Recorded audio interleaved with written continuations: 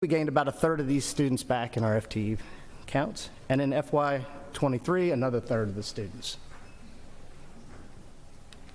This next slide I just kind of put in here for informational purposes so that you guys could actually see the FY23 changes by the 18. I'm going to interrupt you for just 1 second. Yes, sir. We're getting word that the folks online can't hear you, so I'm going to. Okay, I'll talk. See Is this if better? If we can get a little. We don't know if it's our issue or if it's yours, but let's make sure it's not our issue right here. We're good now? Okay. So if you don't mind, we're going to get a little closer to the mic, too. Thank you so much. Sorry for interrupting you. Oh, no problem. As I said, this slide is more for informational purposes. So now I'll discuss the significant changes in the governor's recommendation for our FY23 budget. As you can see on this slide, the most significant change is a QBE increase to the per member per month contributions for the state health benefit plan. This is approximately $420 million. In QBE, there's also $128 million for the midterm adjustment for growth. The state charter school supplement had $28 million increase for 4 new schools. Our special needs scholarship increased $6.4 million. In the amended FY23, there are also 3 significant other recommendations in our QBE program. The school security grant of $115.7 million, the paraprofessionals grant of $15 million, and the learning loss grant of $25 million. All right, now let's look at our FY24 budget. Similar to the FY23 amended, there's an increase in the enrollment of about $155 million. And also the state health benefit plan increase, which in 24 is $840 million. There's also $27 million to fully fund the school counselor ratio for all QBE categories. $290 million was added to increase the state-based teacher salary by $2,000. And our equalization formula increased $122 million. This last slide shows some other significant recommendations in our FY24 budget. As you can see, there's a 5.1% increase across these various programs for salary. There's a local 5 mil negative, $257 million. This isn't an increase in that program. And lastly, I think it's important to note that the governor's recommended budget also includes a hold harmless for our school nurse program. Without this provision, there would be a formula reduction to the program. So, thank you. Question?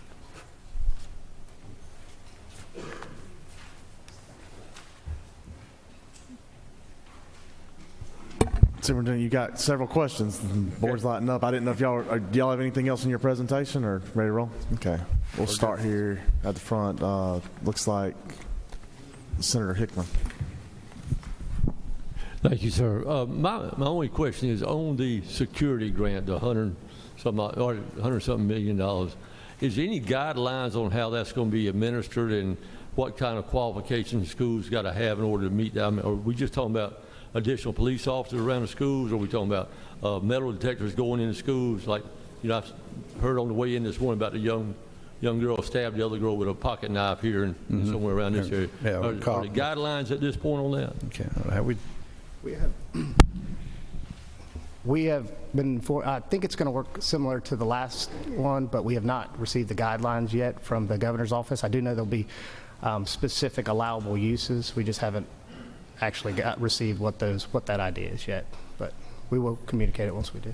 Yeah, at this time, again, I think the question that went to as far as personnel, police officers, resource officers.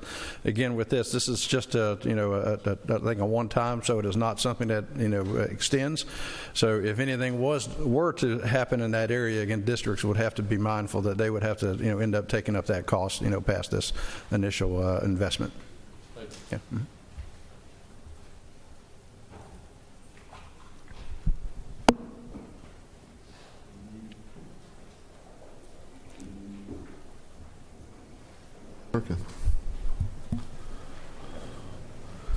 The new dean of the house, Dean Green. Dean Green. Thank you, Mr. Chairman. I appreciate that very much. And my question, in the 9 counties that I represent, we're building new schools or renovating new schools. We're out of money, and we haven't even gotten started yet, really, because of COVID, the cost overruns and things like this, what are the locals, how can we help the locals in this situation? Well, I think, of course, a lot of this, again, is formula-driven.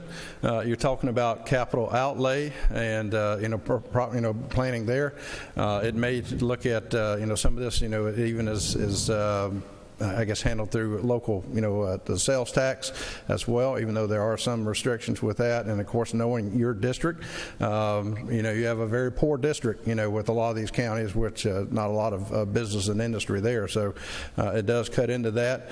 I think that as we continue to look, if there's ways in which we can look at flexibility, and maybe revisiting the capital outlay program, because it really, as the formula is laid out, we're kind of subject to that. So it may require, having some discussions with you as members to look at, what budgetary, flexibility we can receive. I don't know, Rusk, if you want to add anything with that. I think that's pretty much, it's working with your facility directors and your finance directors in your individual counties on your, Okay, yeah. working with your facility directors and your finance directors in your counties on their capital outlay plans. I think that could go a long way, but as Superintendent mentioned, working with you guys on maybe some alternative ways to fund. One more, Mr. Chairman.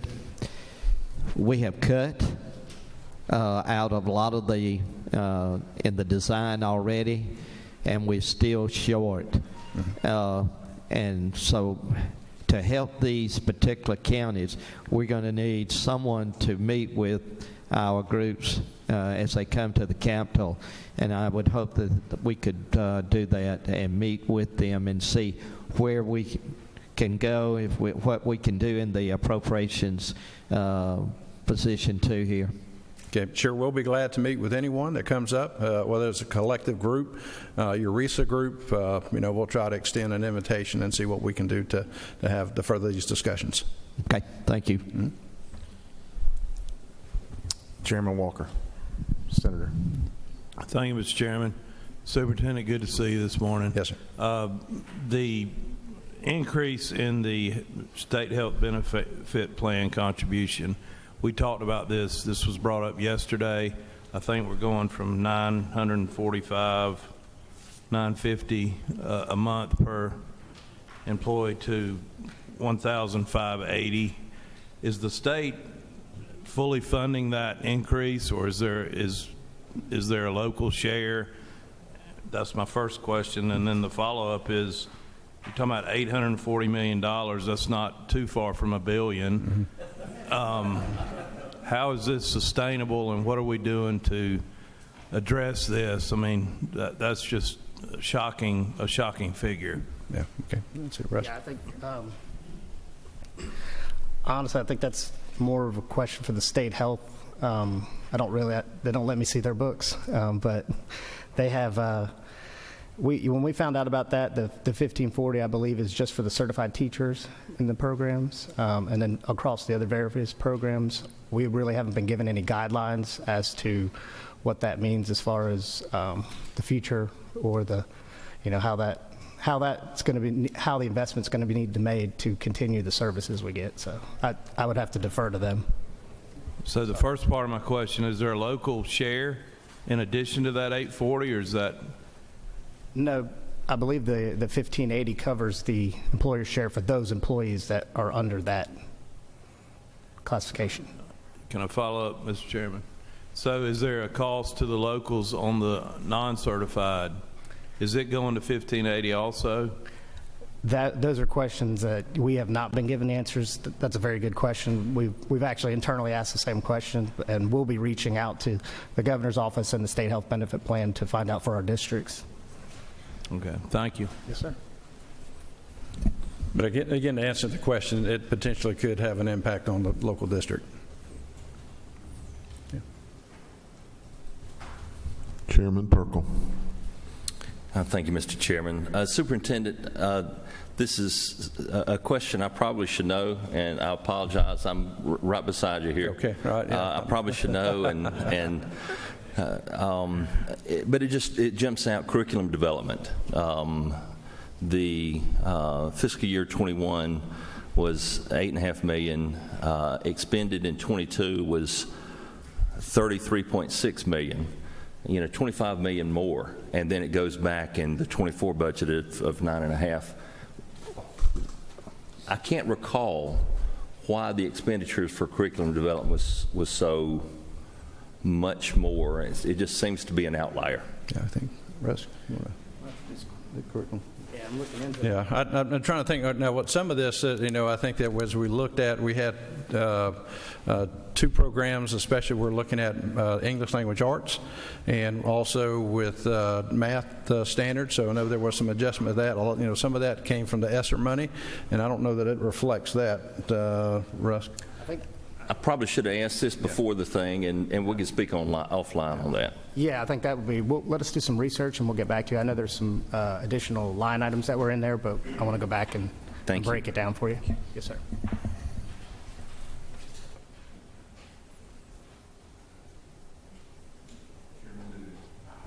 Chairman Diggin. Thank you, Mr. Chair. Statement, then a question. Dean Green, I know a good school builder for you to help you out with your costs, so get with me afterwards. I'll get you. The question I really have for y'all, and I saw it this weekend in the paper, was about school nutrition. I understand during the pandemic we got in a spot where we were funding a lot of the nutrition programs, and it seems like it's how are we going to move forward with that? I'll just put it straight out there. Yeah, well, I know that we did continue to approach the federal government. Typically, they handle, I guess, our nutrition program through ag. We were disappointed we did not get some of the extension of waivers that we were hoping to get that would help continue to fund that. I think we continue to work with our congressional leadership to see what can be done at the federal level, and try to press that as forward. Again, as we look at ways in which we can continue to fund, I look forward to working with our new ag commissioner, Tyler Harper, to see what we can do in conjunction with each other to make some adjustments as we need. Definitely trying to fund and provide resources for our state, trying to buy more things in state as well, as much as we possibly can. So I think that helps giving our school districts flexibility. But at the end of the day, we still are, I guess, say, somewhat burdened with federal bureaucracy, and what we do, we have to get approval from them. So it's a kind of a joint effort between us as a state, but largely a lot of that funding comes from the federal government and their, I guess, guidelines of what we have to follow. But like I said, unfortunately, we did reach out to them. We did try to get some adjustments, but they did not go with an extension of the waivers at this time. Representative Hughley. Thank you, Mr. Chairman. Mr. Superintendent, can you speak more about the issue of learning loss and what these funds are going to be utilized for, or how do you see this program developing across the state? Well, I think across the state, when we talk about learning loss, and again, I think it's more of opportunity to learn. What we did find out, and I think as we continue to receive the data, this was really our first solid year as far as testing. When we look at milestones, trying to see the impact of those that districts that were out extensively versus those that were in school. By and large, we found out that we did fairly well, especially compared to other states as we continue to move forward. Our SAT, ACT scores continue to beat the national average. By and large, our milestones tests were pretty solid. We're continuing to appreciate the governor and with within this budget an extension of services that will help that. We continue to work with our after-school programs. We have established a rural education innovation team that is working in conjunction with that. Dr. Stephanie Johnson and our school improvement is working with our districts to better coordinate the extension of those funds, how they're used. But unfortunately, I think that right now this is probably our second, third year. We're just going to have to look at the information and see what truly impact it has had throughout the state. But we're aggressively, making adjustments and our districts are doing things in school, out of school to address, the learning loss that has taken place. So I think we're being as creative as we possibly can, adjusting and allowing our districts to meet that, because the pandemic, it looked different in every district. So, it's not something we could easily say is a one-size-fits-all approach, and I think we've been very effective in allowing our districts to make those adjustments. Mr. Chairman, I have a question. Just anecdotally, can you tell us what you're seeing on some statistic, maybe third grade reading level? What are you seeing post-pandemic? With third grade level, again, was not necessarily out of the norm than what we saw in the past. I think, like today, everything is very accessible, where, anything that, as far as, figures that are out there, we can make it up. I'm very comfortable with that, again, especially in the K-8, when you look at our testing, again, looking across the board. In some areas, we apparently did not seem to lose really anything. In a couple of cases, yes, there were, I think, with some of the learning, but I think we actually saw more learning, I think, within the math area. So that was something we're going to continue to adjust. We do have new English language arts standards that are being looked at, so again, I'm excited about that. But at the end of the day, with our kids, what we have found out, they may not start in the strongest position that we would like, but over the years since taking office, our graduation rate has moved from, I think, about 69 to 84%. So we are seeing, positive growth there. Again, as I'd mentioned, with our ACT and SAT scores, we are beating the national average. So our kids are doing well. Their expansion, when you look at career tech opportunities, and again, I appreciate Commissioner Dozier and his team and, and our collaboration there. So, when I look at things, you have to take it kind of field by field, grade by grade, and it may be something that's unique to just a cohort of students. So again, that's why we need probably just a few years to say, hey, what does this look like? Either being able to follow a cohort of students or seeing, is this something transitionatory, per grade level that we look at. But right now, our districts are doing the testing. They're doing we have actually throughout the state, we have something called Beacon. It is a formative test that is free to every single district. So we are providing resources that allow our districts to monitor where their kids are and make those adjustments. So, we can give you specific information. Be glad to, work with Dr. Timberlake to give that. But by and large, we're in good shape throughout the state. And anything that we have seen as a loss can be overcome within, a reasonable time frame. Representative Evans. Thank you, Mr. Chairman. Mr. Superintendent, over here. Okay. Hi, good morning. Morning. As the elected official that has the most interaction on a day-to-day basis, I believe, with the QBE formula, what's your opinion on whether it's time for us to revamp that, given that it's approximately 40 years old? Well, I was teaching, I guess, when QBE was first kind of initiating in its phase. It dates back to 1985. Definitely, I can tell you, life in the classroom looked much different. As I tell everybody, there was nothing smart on the board except, what you put on there with chalk. And I think technology was something we did not have. That was an era in which you really did not have, anything as far as technology. Does the funding formula need to be adjusted? Yes, it does. You're looking at an area which we are servicing more kids. We are servicing more initiatives across the board. Technology has changed that. Just transportation is definitely, a critical need area, because whether you have one kid and he's out there 20 or 30 miles from school, we still have to pick those kids up. So I think you're looking at challenges that with transportation. I think, I've seen various initiatives to overhaul QBE. It would be my recommendation that instead of a complete overhaul, that we begin to maybe, kind of piecemeal it, look at what is, definitely more viable or more important, and make some adjustments on a smaller scale, so that we, basically don't, turn over the apple cart all at once. I think that would be more tolerable, I think, for you as members of the General Assembly, but also out in the districts, so that we can measure and see, the impact of those changes and be able to make corrections as needed. So my recommendation, yes, it does need to be overhauled, but I think it needs to be a little bit measured and smaller in scope, so that we can address certain needs that are more a priority.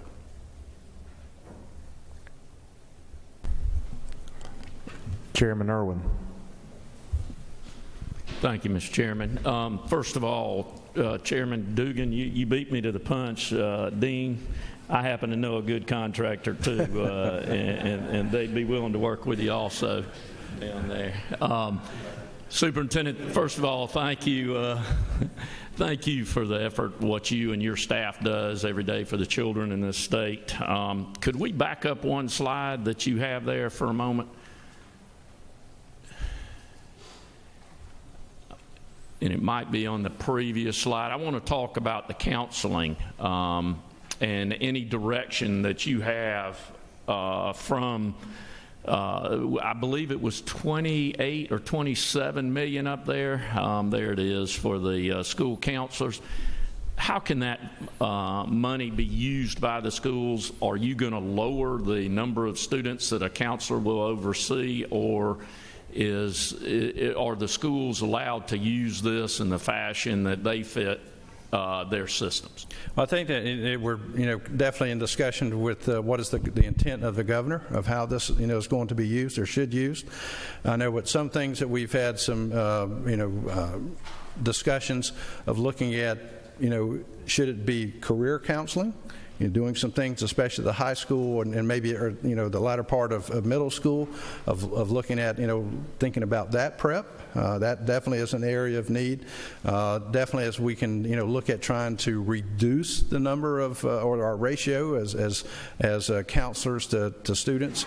I think that that's something where it could range anywhere from 500 to 700 kids per counselor, trying to make sure that we can actually have the people to fill those positions. Again, that is a big area as well. I think we do have this additional funding as well appreciated, but I think we're having an issue with finding qualified individuals to fill those positions as well. So I think that as we get more direction from the governor and the intent there, again trying to look at where is that money. I think we have to do some research and look at is it something that by giving us some career counselors, do we free up our current counselors to do more of a job? So I think they could potentially handle that. I think that looking at other districts to find out who's been very successful with looking at that funding. I think that for myself, even reaching out to our chambers to see is there a different stream of money that's there. With business and industry, I think we've had some great conversations with them, and it may be an area in which we can reach out to them where they can fund a career counselor. I think local chambers of commerce have been open to that, and I think that's the discussion we need to have to expand the opportunity to invest so that we can make sure that we have the right personnel doing the right task that they're doing.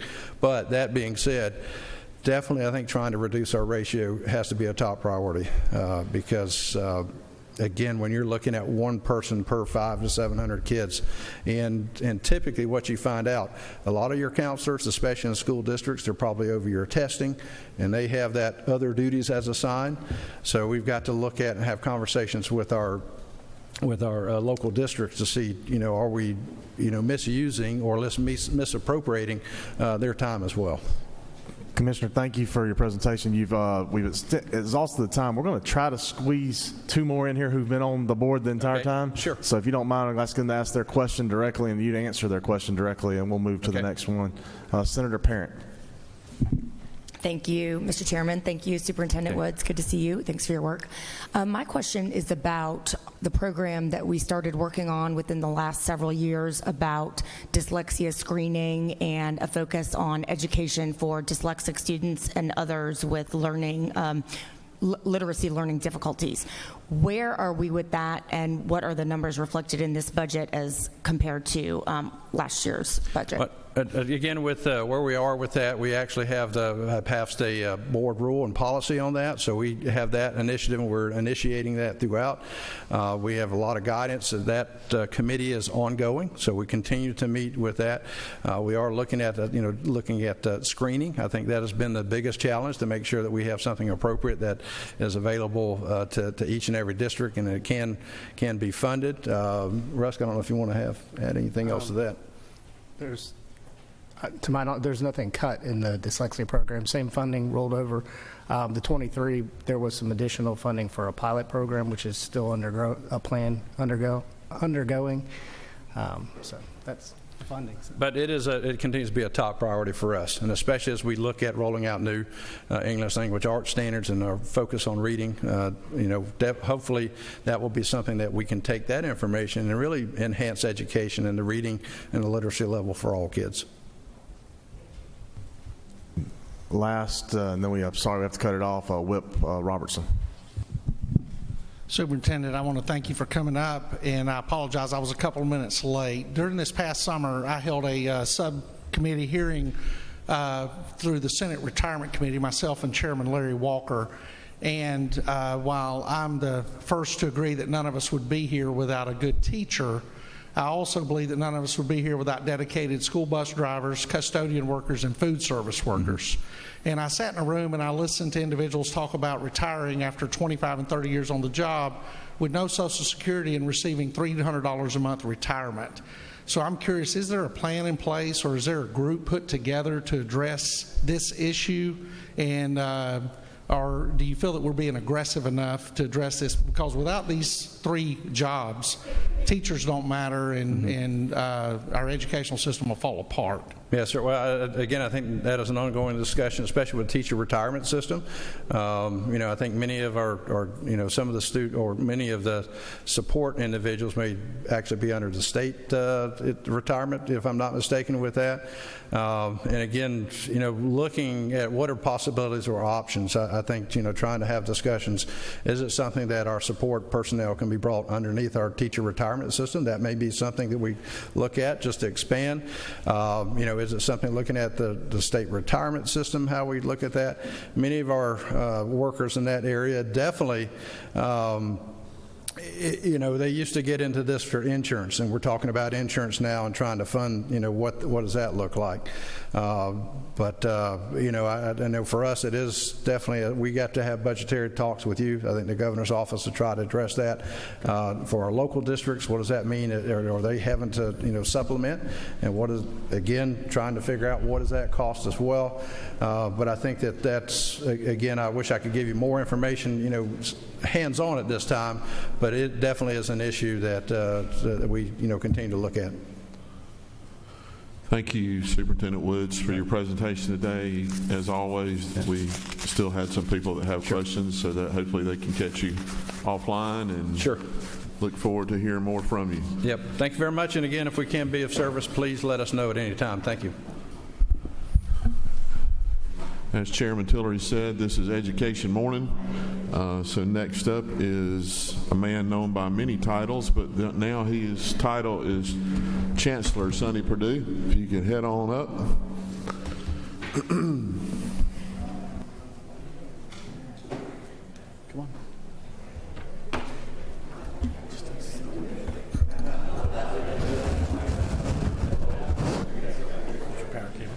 Thank you, sir. I appreciate it.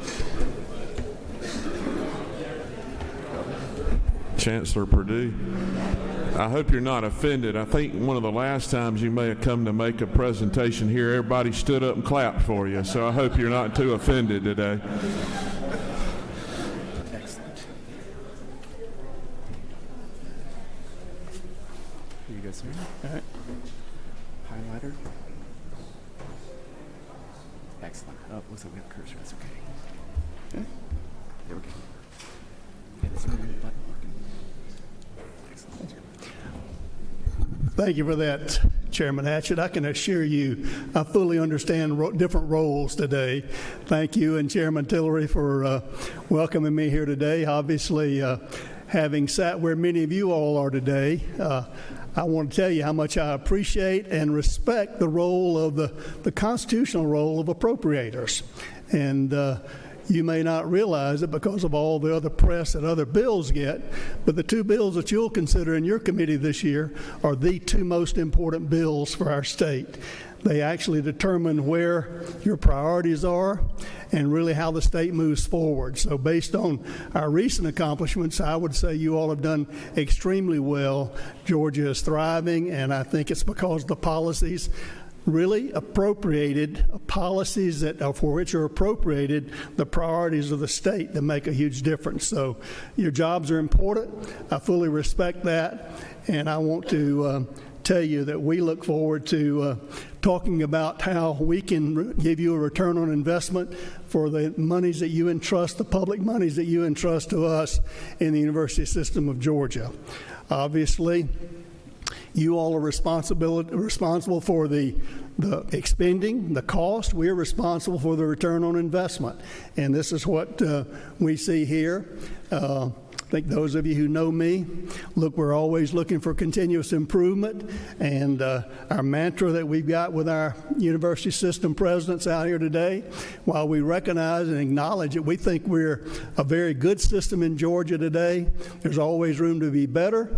And just like the Georgia Bulldogs, we want to be the national champion of university systems in this country, acclaimed by everyone. So that's our goal, to go from good to better to best. Never let it rest till your good's better and your better's best. That's our striving, and that's what we want to use the money that you all appropriate to the university system to do. As I said, you all invest in higher education through your appropriation bills. Our responsibility is to be totally accountable, transparent, honest with you all in how we're using that money and what you're getting for that. I think the good news is when I stand here next year, assuming the Board of Regents allow me to stand here next year, then we hope to have a dashboard of metrics that you all can look at on a transparent basis. You, public, the citizens whose taxes are being expended, students, parents, and others, look at a comparative dashboard among our institutions and our system as a whole so you can see how good we're doing and where we need to do better in that regard. So that's what we want to do. We've got some good records already. You know that we got some, two of our flagships are in the under best of 16 in the U.S. News and World Report. We've got other systems that are best value and good athletes and in other places other than the University of Georgia as well, acknowledged in that regard. So we've got a lot of great things going on in the university system, and we want to make it even better. You see on the right-hand side over there, we got some little phrases here that we're talking about with our presidents. We want to be not your staid old university system of the past. We want to be nimble. We want to be responsive. We want to be fast. We want to be focused on our job. We want to be flexible in what it takes to make the workforce of tomorrow adequate for the expenditures of the economy in that regard. And we want to be friendly to you, to our citizens, to our customers, the parents and students out there, and to you, all the appropriators. And then by and large, we think education, higher education ought to be fun as well. So we're going to be fast, focused, friendly, flexible, and fun as we go forward. You know, when I was governor in 2003 to 2010, you all may remember, yesterday it was about incentives. Companies would come to Georgia, how much are you going to pay me? What is it going to take? What's your incentive package? Today, I think you all recognize, what is it about? It's about talent. And we're in the talent business, and that's what I blew the thing up. So that's what we're talking about. We want to be the workforce of tomorrow, because I'm firmly convinced, and have been since I chaired Senate Higher Education in 2003, that as higher education goes into Georgia, the Georgia goes a generation or two later. I'm fully convinced of that. We've got two great systems in our state, and I think the economic vitality you've seen over the last few years, particularly these last couple of years, is the direct responsibility of major corporations understanding that they can find great talent right here in Georgia to do what they need to do, both in the trades and both in the critical thinking skills of higher education in that regard. So that's where we are. I want to tell you about what's going on next. Many of you were not around, and I heard the question of Superintendent Woods. Many of you weren't around, like Representative Gerald Green in 1984 when the formula was done. But Gerald, thank you for putting that in 1984. But this is the formula, the appropriation formula we're still working on. For the FY24, how many years is that? That's 40 years. So you ask him what's changed in that way. We're going to talk about some of the things that's changed. But you all probably know the formula is based on a credit hour production, how many credit hours, both graduate and 4-year and 2-year, we're doing. You probably know it's based on a 2-year lag as well. Those are the 24 are operating on the 21 enrollment, and we're harvesting some of that decline that we saw during that period of time. Other things are M&O and square footage, health insurance cost. If you remember, I'll show you a chart. Originally, when the formula was put together, the intent was about a 75-25 state tuition split, about 75-25. It currently stands about 57-43. I'll show you a chart based on that of how we got there and when that way. You all determine a lump sum based on that formula, and anything else you want to take away or add to that formula, it's your prerogative each and every year. That's just an appropriation guide of what we feel it takes to educate that. We're going to show you some of the challenges that inflation has caused in that formula over the years. But then the Board of Regents, through its responsibility, allocates those funds to each individual institution in that way. So here's the state share of the funding formula. You can see back in 2001, we were up here around the 75. Since 1984 to 2001, that was about where the state share did. You see what's happened in the meantime, 75% in the 90s, in the mid there were actually twin recessions during that 2002 to 2012 time period. We started off in 2002. You can see the dip down here, and then kind of leveled out in the middle years. And then I don't know who the governor was in here when that occurred, but you can see somebody didn't like higher education, obviously. But you all know what happened with the greatest recession we've had since World War II in that regard, and what happened to the formula. Since then, it's been relatively flat. And you see here, this little dip here was the fear of the pandemic and what it would cause. That was the $229 million there that was taken and there in order to prevent the 10% across the board cut in that regard. Since that time, I want to thank you all last year for getting back up in here in the state share, primarily responsible with the $229 million of the special institutional fee. As you remember, when we were in this period in here, we had to allow the regents and the board of regents and our institutions to pick up with tuition gains. That created the balance that we see that occurs even to today. And what we're hoping to do is reverse that, because affordability is a big key.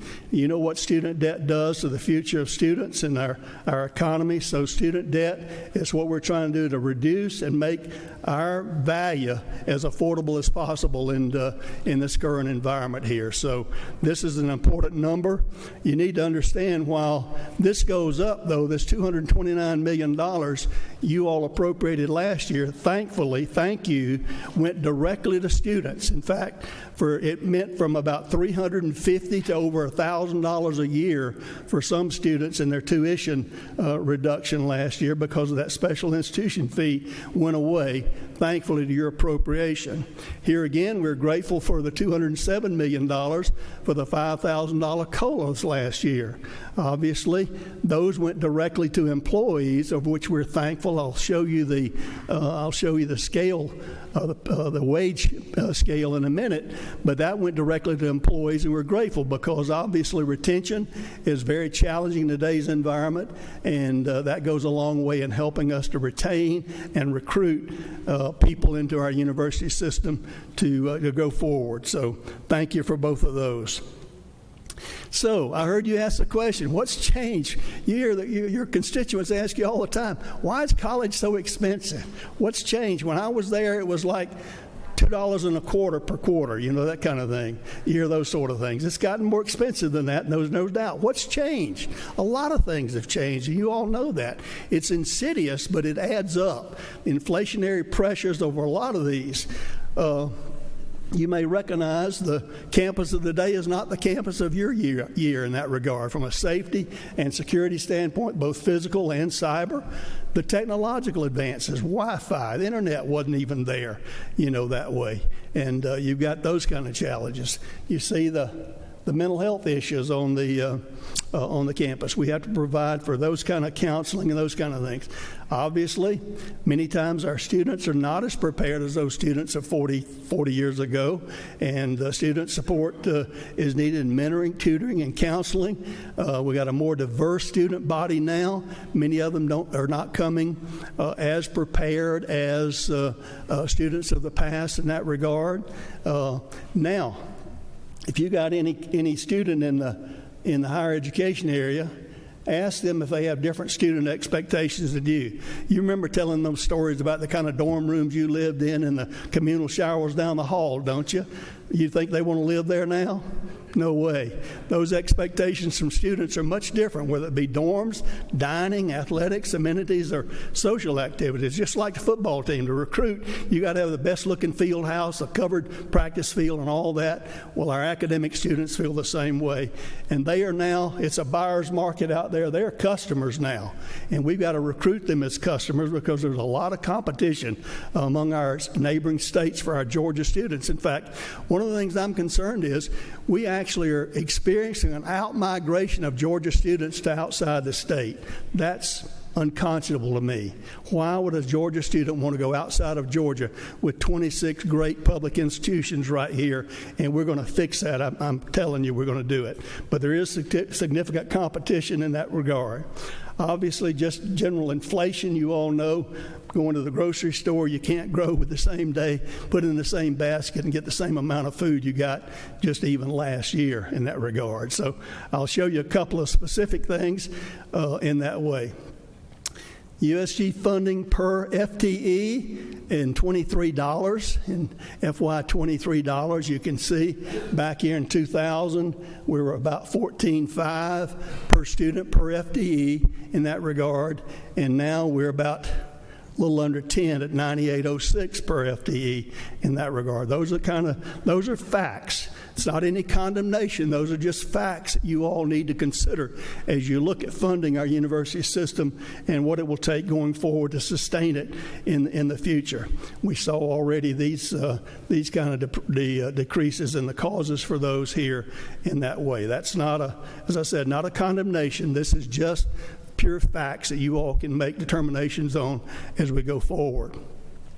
Here's another one. People are the most important in any business, large or small. People, certainly in higher education, are the most important. Over 80% of our budgets in any institution involve people, whether it's faculty, staff, or anyone else that helps to operate the university system. I think this is pretty critical. 2007, we had a 56,908.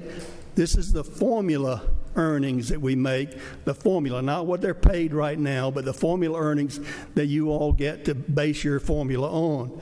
And you didn't see much change, saw a little change up until 2010, and then from 2010, there was no change until the COLA last year of $5,000. So any of your salaries in any of your businesses or anything changed since 2007?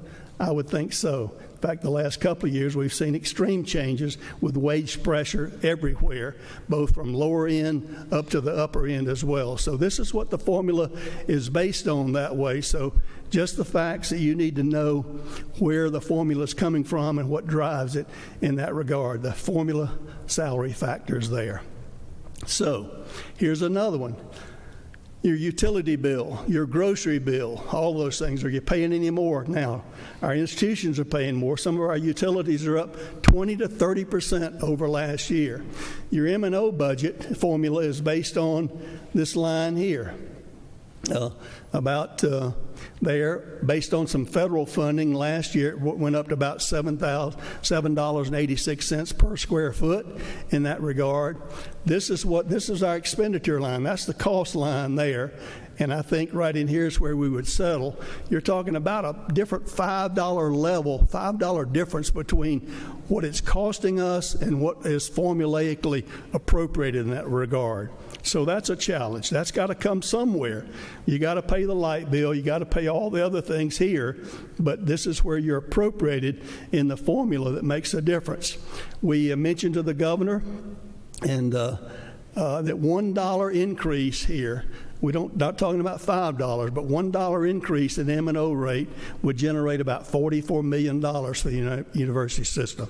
And we think those kind of edging up toward a reality of actual cost makes a sense in that regard as we go forward. So those are a couple areas, both salary and M&O operations, that contribute to the squeeze that we're seeing. You kind of see here on the general earnings and losses over the year, over a 5-year period from 20. What I want to call your attention to, in FY20, we had 17 universities that were gaining in there, and you see the decrease down. In FY24, only 6 institutions are going to be gaining in enrollment and dollar amount increases. These were the dollar amounts that were increased for those years, and then you can see the net down here. In FY20, overall system-wide, it was down 14 million, 18, 17, 23, and then here in this year, it's 71 million deficit there, which means that this is what we would be earning from here. Last year, we had this kind of growth in the system overall, which allowed us to mitigate we were able to play Robin Hood to some degree between the gainers and the ones that had enrollment decline. We were able to mitigate that to some degree in that regard. This year, in 24, we don't have that ability, and that's going to hurt some of our smaller institutions in that way, is that we do not have the flexibility that we've had in the past in these areas where we could kind of mitigate from the growers to those that are declining in enrollment in that regard. And that's really going to hurt our smaller institutions and those that are declining in enrollment. Obviously, our system had built on continuous climbing, and now we see with enrollment decline, that brings more challenges here based on the formula because of the 2-year lag and because of the decline in student enrollment. This is where the rubber meets the road. This is what you members are going to face in your communities here. And as I said, FY24, we got 6 gainers, and we've got 20 that will show less money. You need to look at these numbers because you're going to see these and hear about these in the grocery store, the hardware store, and when you go to church at home about why didn't you fund our institution why are you cutting us? That's kind of the common thought of that way. So I want you to be prepared with the answer.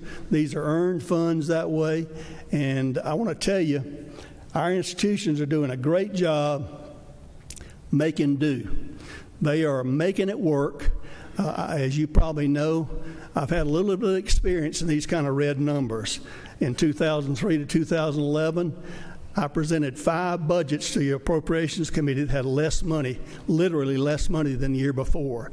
So we know about how to do more with less, and we're doing more with less. Our institutions are doing a great job realigning here, taking out any kind of excess that they can, finding that. But when you have over 80% of your budget at institutions being people, guess what? That means people. And that's going to affect you, and you're going to hear about it. So I want you to know what's driving this as you get home and hear from your people that understand the budgets of higher education. Let me just tell you what this means to me. We will commit to you that we're going to do our level best to do more with less and do more with less. It's not going to get any better for the next couple of years either.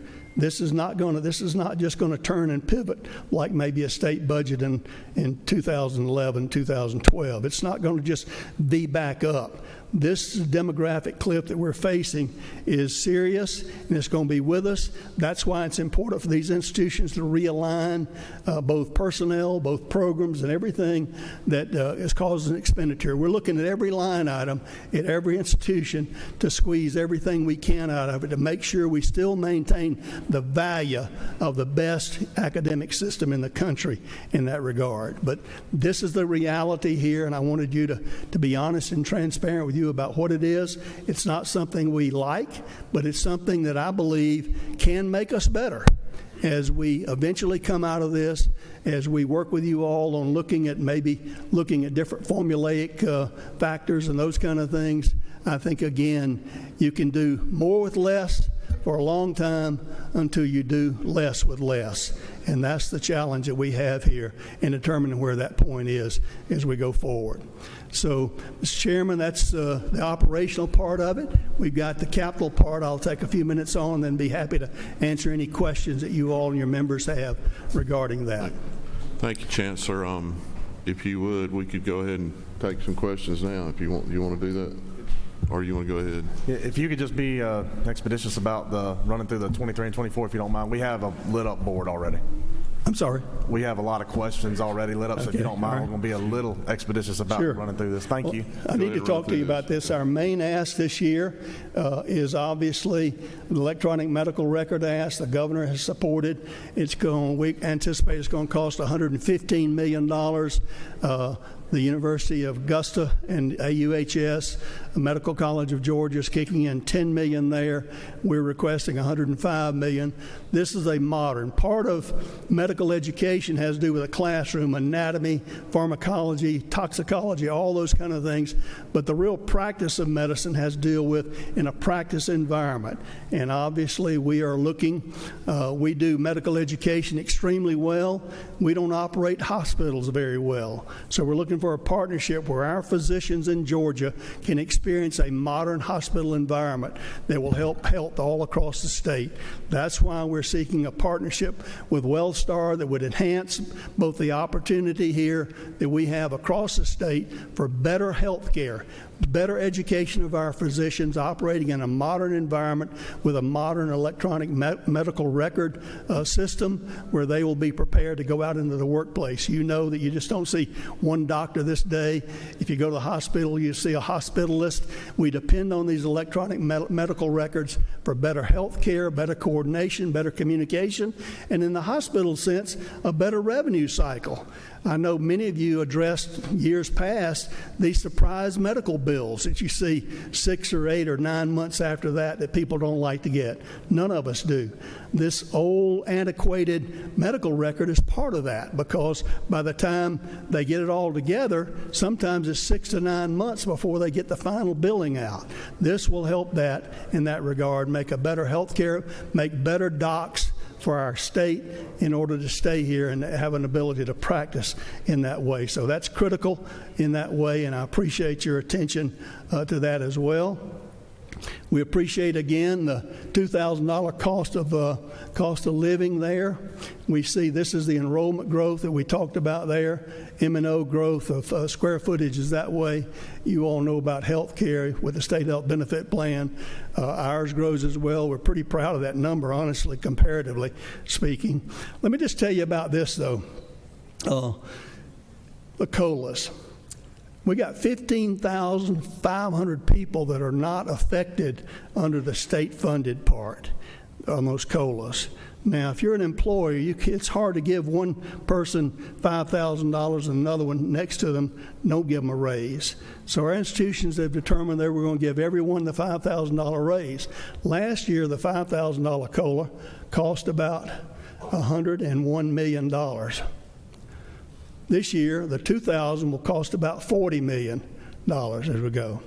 Obviously, that's not your fault, but the people who are not covered, we think are valuable to the system. They're just not in that state-funded category, but we want to do right by them as well. You all need to know that number that also affects the challenges as we go forward here, going at. We appreciate the COLAs. We thank you for all of our people who are affected by that. We're going to give everybody that, but this is what the cost to the system is, and that has come out of institutional budgets as well. I think you all appreciate and respect the way the Board of Regents has done the capital projects with a unified way. We've got a great real estate team. We're not looking to grow our footprint. We're looking to grow the value of what we get out of what we have in that regard. So while you see some recommendations for new buildings, most of it's going to be renovation, and the small cap projects are more important as we renovate some of these ancient buildings to modern standards, technologically, safety-wise in that regard. So we have USG really looks at every institution, does quite a sophisticated matrix of recommending that. The Board of Regents approves this and presents it to you as we go forward in the capital plan. It's something we started years ago. I'm actually very proud of the way that the discipline of the Board of Regents has continued in helping to spread that all around the state, not have just the big dogs kind of push out the little dogs from the food trough in that regard. So that's what it does in that regard. Here you see our capital budget, a summary. You'll have a detailed packet of that, Mr. Chairman, and in that regard, you see here the construction of 4, governor's recommendation, small caps 13 and 22 in design in that regard. So those are our capital budget. Finally, hope you all know I appreciate what you do. I appreciate the awesome responsibility, the role. I respect that in the constitutional authority as appropriators, and I'm here to answer any questions. We're here as a system as a whole to answer any questions that you have honestly, transparently, and I look forward to engaging. Thank you, Mr. Chairman. Thank you, Chancellor. To provide a little levity before we get into these questions, I can't help but recognize the symbolism in the year 1984 that you used this morning. 1984 happens to be the year I graduated from high school, and Dean Green, he had been here I don't know how many years, but it really hits home when you learn that the Appropriations Chairman in the Senate was born in 1984. So I think that says it all, Mr. Chairman. And he's in the role he is playing today. So congratulations, Chairman. So the first fiscal year, we'll take the first question. We will take from Chairman Martin. Thank you, Mr. Chairman. First, I ask unanimous consent to defend my sweet mate, Dean of the House, Gerald Green. I think Gerald was here perhaps before 1984 and did a lot of work to lay the groundwork for that funding formula. But on a serious note, thank you, Mr. Chancellor, for coming. My question is going to be a friendly one. You've gone through, and that's what happens in these 3 days, about what we need. We need a little more and that. But I want you, if you would, just take 30 seconds and tell us, maybe more than that, about what you've done in the last year to address the more efficient delivery in the university system as well. So we do have those needs going forward, but I mean, I know you have made some tough decisions along with your presidents to more efficiently deliver with the dollars that you get, and I think we'd just be remiss. I know you're not going to brag on the system and what you've done with your folks, but if you could just tell us what you've done about the degrees that weren't being delivered efficiently and how you're doing that, I think that's something this group should hear. Thank you, Mr. Chairman. Obviously, leadership has to do about vision and hope, and you have to do both. The reality, you can't ignore the reality of where we are with the formula, with declining enrollment. But I want to congratulate and thank our presidents for taking this very seriously. I do think my credibility from 2003 to 2011 of governing during those times while maintaining a AAA bond rating demonstrates it can be done. And I think that's the attitude that our presidents have done as we've asked them way back last May to start thinking about their realignment, how they would budget their institutions in relationship to the real reality, the modern reality of where their budget's going to be. They understand these things. They understand the impact of their enrollments that way. And I'm coming as their advocate on some of these issues, like M&O, salary formulas, and those, to let you all know that while we're going to make it work, and we're going to try to make it work and do more with less, at some point, literally, for some of our smaller institutions, with their percentage cut, it's very, very difficult. Chancellor, I mean, even the resources you've shifted to more needed degrees from the degrees that weren't there it has been very important to helping our workforce development, and I appreciate that. No, as I said, I thank you for recognizing that. I think actually in times of need, we can get better. That's what I saw in those times when our civil servants in Georgia just blew me away with how functional they became, literally doing more than they ever thought they could. That's what we're asking our university system to do. Our faculties, by and large, understand that. They're operating in the reality, so I appreciate you recognizing that. Chairman Beach. Thank you, Mr. Chairman. Thank you, Chancellor, for all you're doing to have the workforce ready for these jobs. I've got two quick questions. On that $105 million that's going to Augusta, is Wellstar going to contribute in any way? Because aren't we doing a deal with Wellstar? Are they going to contribute any dollars to that $105 million? They're contributing significant resources in the partnership otherwise. You probably recognize that our facilities in Augusta, if we had to support what needs to be done over there, I think we calculated about $875 million needs that way. This is just part of it. This will benefit. Obviously, we have an LOI with Wellstar. We expect that to close, but if it doesn't, this is needed at Augusta regardless to modernize the practice opportunity for our physicians in that regard. My second question is, we spend a lot of money on search firms, and I don't have a problem with a search firm for a president's job, but we also hire search firms for lower level VP and provost jobs. Are we doing anything to encourage our presidents to have to do succession planning and have these people ready for these jobs and not have to spend money on search firms? Great point, Senator. Absolutely. I'm a big believer in growing our own. We've got our Educational Leadership Institute going on right now, about 40 individuals that we're looking to identify these smart, ambitious, rapid learners there that we want to lead for growing forward in the system in that regard. We're also looking at our expenditure on search firms and figuring out how we can lower that as well. So we're very mindful. I was shocked when I saw how much money we were spending top to bottom on search firms. That's a concern. Thank you. Representative Hughley. Thank you, Mr. Chairman.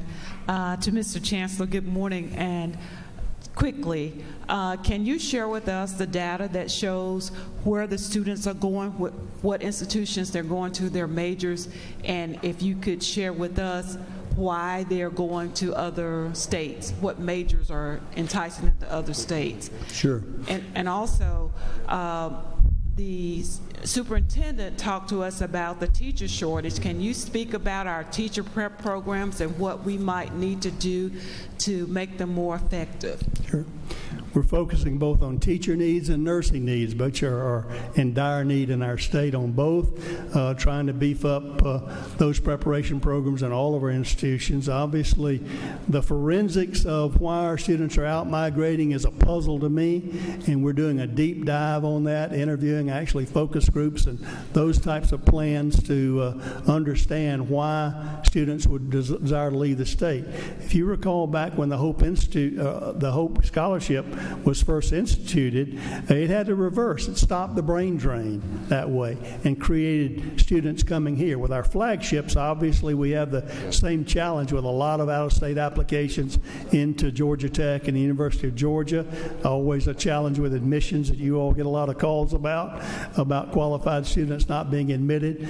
But we can get you the data specifically on different programs, what the enrollment is per degree. I would refer you also to the website that we put out about Georgia Degrees Pay in that regard. You can go institution by institution there.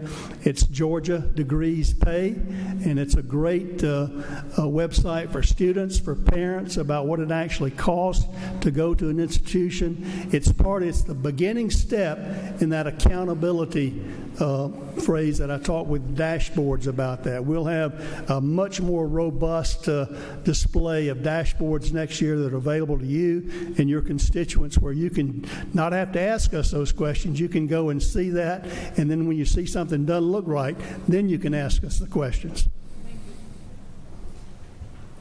Chairman Hickman. Yes, sir, thank you. Would you just clear up something for me? Because, well, thank you. You did a great presentation. Thank you so much for what you've done. With the WellStar thing, we in here and in your presentation, you kept talking about partnership. I know what a partnership is, but the word on the street is that we're giving that hospital the whole thing to WellStar. Is it a true partnership, or what's clarity on it? It's absolutely a partnership. What medical education is all about, Mr. Chairman, is really two components. You've got MCG doing a world-class job educating our physicians, but part of that physician training has to do clinical practice, and that involves having patients and a modern medical environment in which to practice in that regard.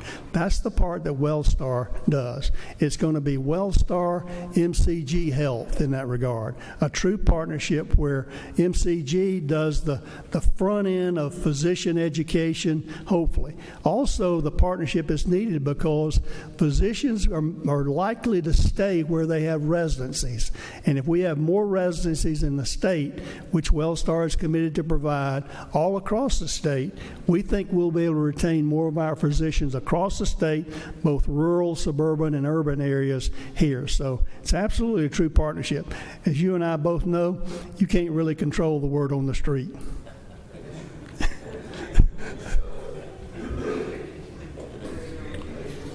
Chairman Hupstetler.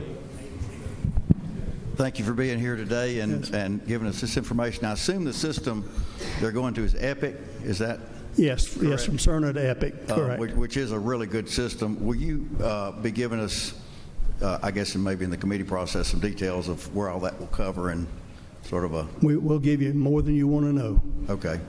Thanks. Sure, but it is. It's the most modern system, and as I said, the previous one, physicians couldn't communicate. They were actually literally transferring paper. And these day and time, you don't go see one doctor. You see multiple doctors. If you go to the hospital, you see a hospitalist. And if you don't have that chart there, they don't know who you are or what's going on with you. So this is critical to patient care, which will help us serve patients better, train doctors better.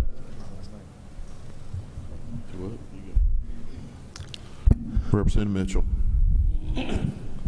Thank you, Mr. Chair. Governor, Secretary, or Mr. Chancellor, my question simply is, we do an extraordinary job of admitting students into higher education in this state.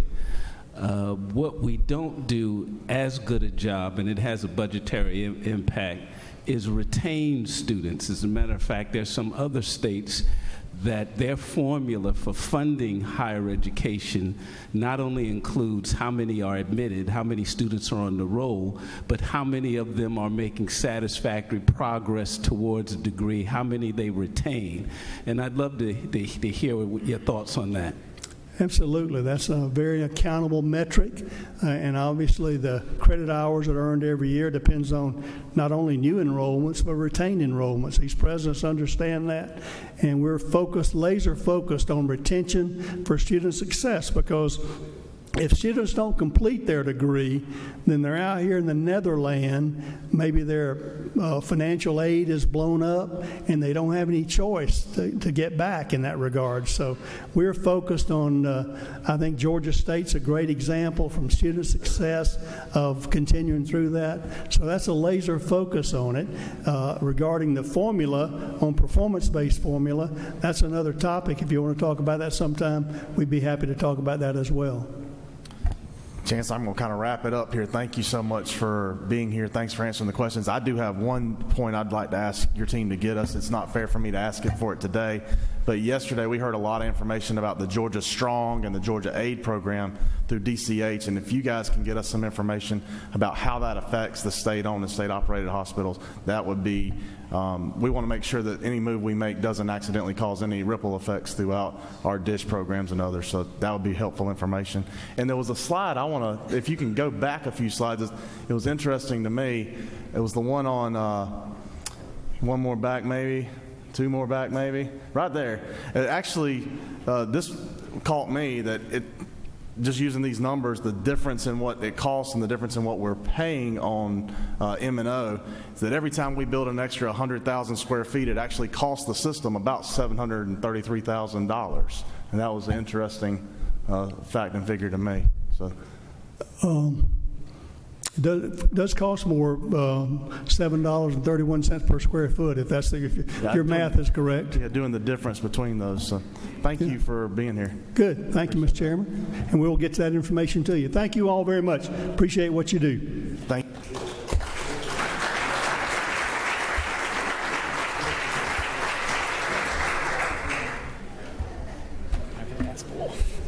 Justin, thanks for all your help. Appreciate it. Oh no, that's okay.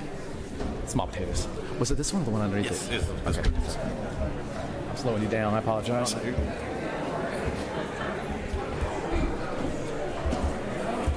Yeah, I saw it out there. Just there's your charger back. Appreciate it. Thank you.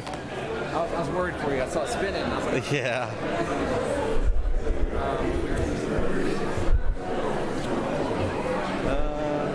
All right, y'all, we're a little behind. We need to move on with our next presentation. If I could have your attention, please.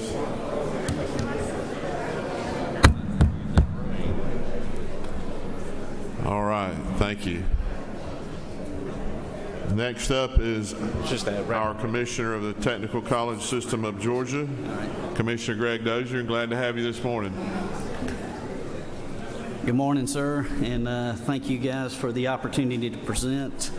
Today, I think I have a good story for us, and there's some indicators. As I watched yesterday and our economist gave you guys a presentation, we talked about the indicators of the economy and where it's headed, and I believe today's presentation on our technical college system will give you some indicators on where we are, and it's, in my opinion, very positive. We've had 2 years, as the Chancellor just mentioned, 2 years of where we've been recovering from the pandemic and recovering from potential, or not potential, but recovering from enrollment decline.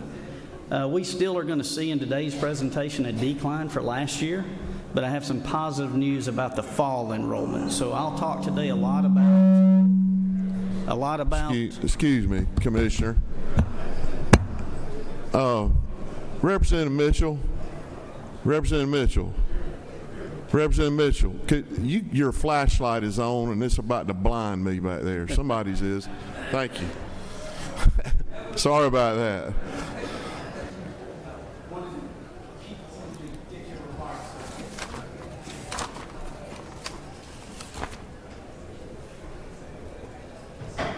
Sorry about that, Commissioner. Y'all can start. Y'all get the door shut, please. Emory.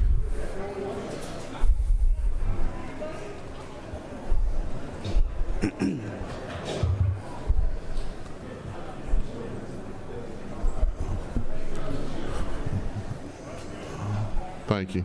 Sorry about that, Commissioner. Thank you, sir. Today's presentation, though, and we'll hit into it, will really focus on high-demand career pathways.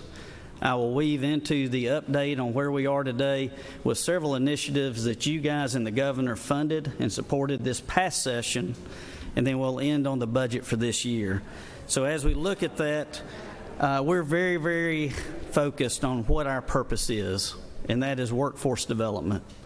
The Chancellor used a term that we're extremely proud in TCSG, that we operate very nimble, we operate very localized, but we look at it from a global aspect as far as workforce development and how we impact, as you see, our mission to be a well-educated, globally competitive workforce. But we look very closely when you look at that vision and you see that we're looking to enhance the economic well-being of each citizen of this state. And we believe that focus closes the skills gap, but more importantly, it changes individuals, families, communities, and the state. As we look at who are our students, I've gone over this the last few years. I won't hit each one of them, but I want to tell you that we continue to trend in that first bullet. Last year when I presented, we were at an average age of 26 years of age. The year before that, it was 27. This year, it's 25. As you know, we have a huge dual enrollment population included in our numbers. I was wondering is the dual enrollment really having that singular effect to push it down? But I'm proud to report when you look at our traditional student, that number equally has been declining in age. This past year, it was 27 years of age. And what I believe that tells us is we're actually closing that gap for people finding their purpose in life through work. So I'm very, very excited about that. The third bullet down in there tells you another story about the importance of TCSG in the community and how we change lives, and that is 44% of our students are first-generation college students. There's a positive number in that. Last year when I presented to you, it's 51%, and that number had been pretty consistent over the years. And I believe that's showing that we truly are moving toward a more balanced, well-educated Georgia. We're having parents and siblings graduating together. I was at a graduation this past month down in Wiregrass, and we had a mother and a daughter graduating together in that class. It was just so rewarding. When we look at the lighter color at the bottom of the chart here, that's really our return on the investment. Something we're extremely proud of. We have a 75.2% graduation rate. We have a 99% placement rate. And we have an 89.4% in-field placement rate. I think that's so important. So often people come in and don't know where they're going, but I believe our colleges, our 22 presidents, are doing an extremely good job of helping map someone's desires to what they're getting educated in, and they're working in those fields. One thing that I really ask you to do is get engaged in your local college. Each year we recognize the Student of the Year, both in our tech ed side and our adult learner side, and we also recognize our Instructor of the Year on both sides. What you see in this chart is Ryan Degner. Ryan was a veteran. He came out of the armed services. He did a tour or so, came home, wasn't sure what his pathway was, but his wife knew how much he enjoyed learning welding while he was in the service. I love the story. He doesn't quite tell it this way, but I'm going to tell it like his wife told it to me. He says he remembered how the first time he bursted an arc while he was in the military, and that's what drove him to TCSG. When I spoke to his wife, she said, actually, he kept coming home from work complaining he didn't know what his purpose was anymore. And I remembered how much he enjoyed and found in welding while serving, and I enrolled him in Wiregrass Technical College. Ryan, as you see in there, Stuart Countess is in the picture with him, with Kia. Always very proud of our partnerships. The incredible thing is Ryan walked away being named the Gold Student of the Year, and as most of you know, some of you may not, Kia donated a brand new K5 to him, and they've done that year over year. Just a phenomenal partnership. Rochelle White on the other end, she was our Adult Learner of the Year. Rochelle White's out of Oconee Fall Lines. What a warming story. For 16 years, she was a CNA, serving the population down in Sandersville area. She went back to college. Came to college to get her high school equivalency and did it. And now she's on the pathway to be an LPN and then an RN. But that's one of those family stories. Her kids saw her going back to school, and it really changed the life of her whole family. And then we couldn't do it without the great educators. Jeffrey White out of Gwinnett, just a phenomenal ambassador for us, and Devlin Taylor as well. I'll speed up a little bit after this chart, but I do want to share, this is your first indicator. Last year when I came to you, that top number served, where you see 335,000 individuals, was 294. That was a little bit, I guess disappointing is the word I want to say. I'm not sure exactly. Heartbreaking, because we saw our number hit below 300,000. And as I looked at that, we kept going, well, when's the rebound going to come past COVID? When are we going to see enrollment go up? And this chart tells us a pretty neat story. I'll talk about a formula change in a minute, because we decreased in the largest area up there. When you see 131,000 in the technical ed side, that was down from 133,000 last year when I presented to you. That represents about a 1.5% decline in headcount. When we get to the formula in a minute, that's a 3.5% decline in credit hours. So the number of people weren't quite as decreased as the number of credit hours took. And we'll talk about that in a minute.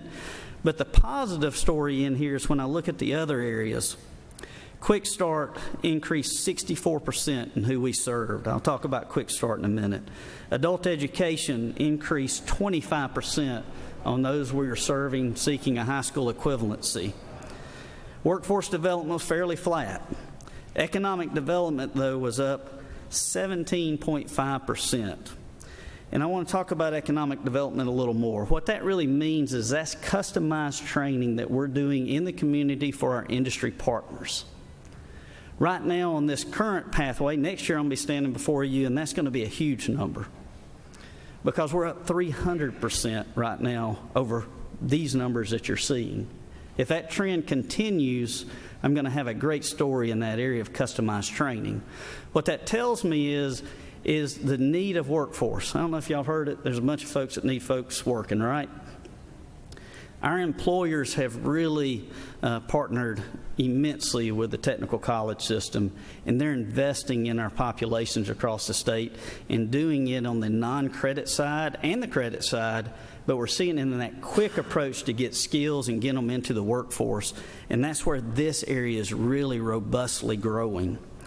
When you look at it this year over last year, the numbers are up 13.6% globally for the system.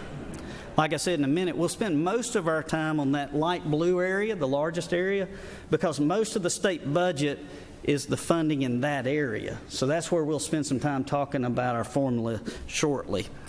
What I will tell you is our fall enrollment. The next few slides will focus on high demand career areas.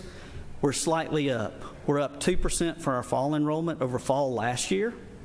So when you combine our economic development, our customized training with what fall enrollment looks like, I honestly believe next year we're going to have a very positive story standing before you on our numbers.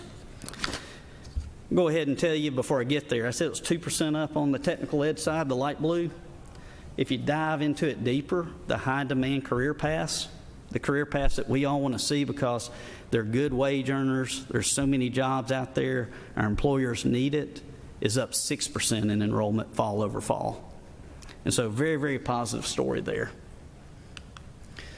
As we look at some accomplishments, I won't hit all these, so we'll go fairly quickly. This is for you to take away. In our adult education, just a reminder that that third bullet down, we had 931 students earn 1,391 industry-recognized credentials through IET. What IET is, an integrated education training platform.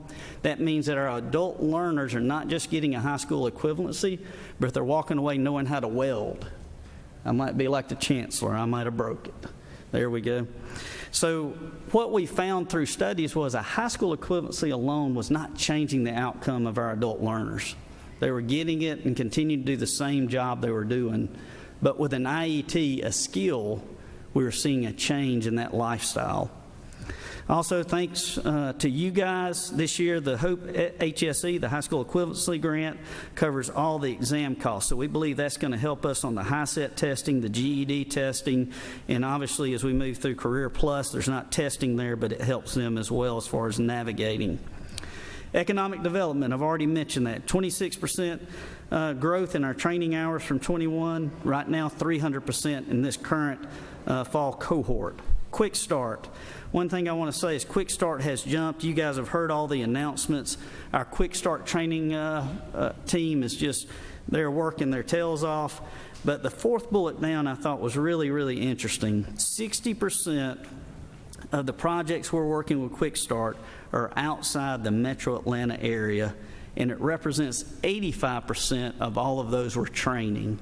The projects that are coming to this state are going statewide, and we're seeing that in who we partner with. The last bullet just gives you some names that you've already seen: Rivian, Hyundai, Archer, SK Battery, and so many more.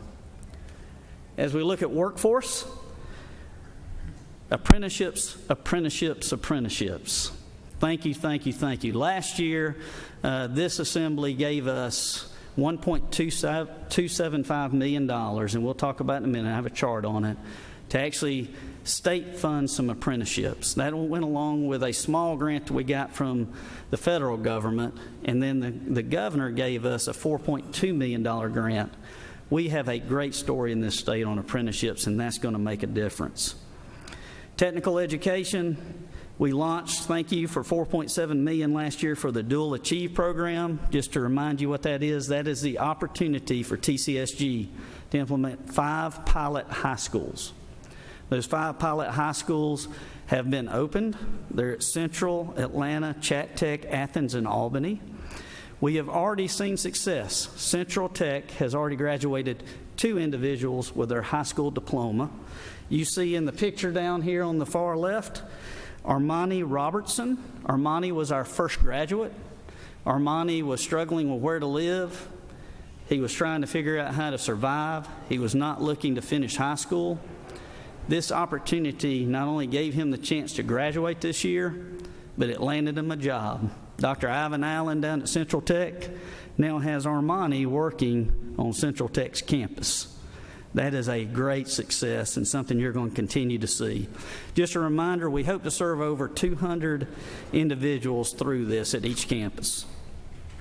The next chart tells you our successes on the technical ed side. This past year we had 34,037 graduates. Those 34,000 individuals accumulated 59,512 awards. They also accumulated in those awards 44,000 technical certificates. We had 7,000 diplomas. And once again, we set an all-time high of 8,233 two-year associate diplomas. Very, very proud of that. And I'm going to talk about articulation in a minute. Articulation is key to that. As we look, I wanted to let you know what our top 10 programs are. These are groupings. So as you look at it, for example, that first one, healthcare and related, CNA is going to be the large factor in that, but it also includes LPN, RN, dental, phlebotomy, all the different things that you hear in healthcare. Jumping down to another area that you hear a lot about, manufacturing and industrial systems. Welding is in that one, along with all the manufacturing and PLC and things of that nature. 6, transportation and logistics, CDL and aviation. And number 9, I'm going to spend a little time in a minute talking about our law enforcement academy. But those are our top 10 areas that we serve our students. I mentioned high demand career areas. Last year, if you recall, we were down 10.3% in our enrollment. If my memory was 10.3 or 10.5, all of a sudden I'm going blank. That enrollment decline, we were very blessed. The governor reduced the budget by $23 million, but we had an add of a little over $30 million to help make sure that we continue to provide services in these areas, the high demand career areas. You heard the Chancellor talk about that a few minutes ago. I'm extremely proud of what our presidents did. We started this past summer with a goal of how do we increase enrollment. And me and my team traveled the state and met with the presidents and their teams, and each college had a robust enrollment growth plan that covered all aspects of the college, not just one, but it had a singular focus to make sure we looked at high demand and how do we impact that. I believe the funding, the focus, and the effort, the true effort by our presidents and our folks at the local level is what we're attributing a 2% growth this fall over last fall, but more importantly, a 6% growth in high demand when you look at it. Looking at a few of those areas that are so important, nursing fall over fall has a 10% growth. You're going to hear and continue to hear about great partnerships. You mentioned Wellstar earlier. We have an incredible partnership with Wellstar, but we also have some incredible ones with Piedmont. We just down in the Augusta area cut a ribbon where Piedmont Hospital has donated a location next to their closed hospital that's going to allow us to train our future nurses, healthcare providers. They can walk across the street and get their clinicals. That's amazing. It's going to increase our capacity up to 200 at that single location. That's amazing in that partnership. You have one right below that. We're going to be doing a ribbon cutting on it, I believe, next week or the following week with Phoebe down in Albany. They're building a new facility right across from their hospital and partnered with Albany Tech. Very similar. We're going to have a robust area there. As you look at CDL, we know supply chain issues have been huge. We could not have done it this past year. Coca-Cola provided a $1 million grant. The governor provided a GEARS funding of $8 million for us to enhance capacity. And the early return on those investments, and they're not fully seeing the return yet. We'll see that as the year continues. 24% growth in enrollment. 24% growth. Aviation, thank you to this body. Thank you, Chairman Knight, for having a focus on that. You guys provided last year's budget $2.1 million to allow us to expand cohorts and $2.5 million for equipment. We didn't know the FAA was going to change some of the requirements. It was so timely. Thank you, because that timeliness gave us the chance to get all of our programs up to date on the FAA, reopen the Atlanta program. We have the one in Dallas opening in 23. Early fruits of that, 7% growth in enrollment. And that's going to climb rapidly as we're just now getting into that expansion. Manufacturing, 3% growth. In that, 5% growth in welding. Cyber, 9% growth. So many things in that area that we talked about. One of the big ones is the coding expansion, and I'll mention a little bit in a minute about micro-credentials.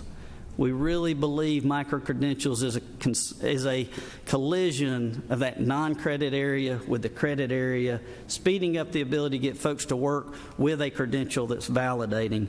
But cyber is growing. And our LEA, our law enforcement academies, couldn't be more proud. We made some changes to those academies. Honestly, we were at the point where we were trying to make a decision, is that a business we should be in? Because we were not doing our part to make sure we had law enforcement officers graduating. We had a 33% growth in that, 121 graduates across our system, and we have just implemented what I think is going to help this state, a state-of-the-art simulator shoot house down at Georgia Piedmont that was funded through a federal grant, and it's impressive. That's going to make a difference for our law enforcement providers across this state. As I mentioned last year, we were provided state funds of $1.275 million. You see that in that first column under registered apprenticeships. That money has allowed us to serve over 31 employers, 106 new apprenticeships. The recovery grant that we were given, the one-time monies through the AER grant there, $4.2 million, over 900 new apprenticeships. And then our state ASE grant, 685 apprenticeships. We are dedicated and making a difference in that area. This is just a small, I almost took it out, but then I also thought this is a powerful slide. I could have put so many logos on here you couldn't have even seen them.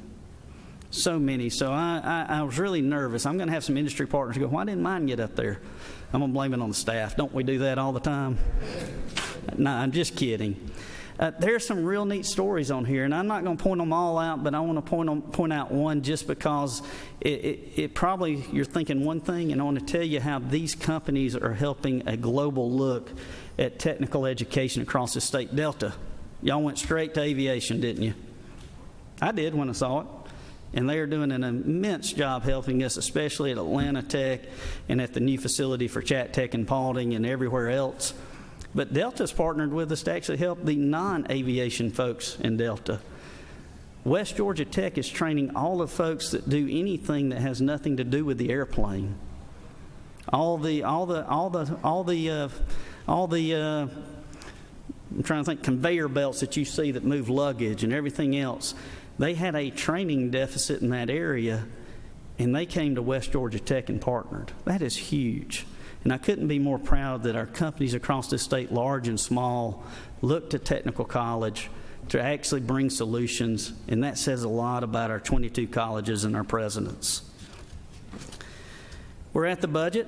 So we have a supplemental budget here. You see the middle column. The total budget recommendation by the governor's office is $129,375,000. It incorporates 3 items. All 3 of them are connected to, I believe, what the governor mentioned in his inauguration, being the electric mobility capital of the country. The first item is design funding. It'll be one-time money. It'll come out. All of this will be one-time money. It will not be in next year's budget. But it's $6.25 million to design a facility. If you recall, last year this body appropriated $6.25 million for another electric mobility training facility. The second item is the large one. It's $112,500,000 to build the construction cost for 2 Quick Start EV training facilities. That's $56.2 million each. And the last item is an expansion of the Quick Start Training Center in Pooler for $10.6 million.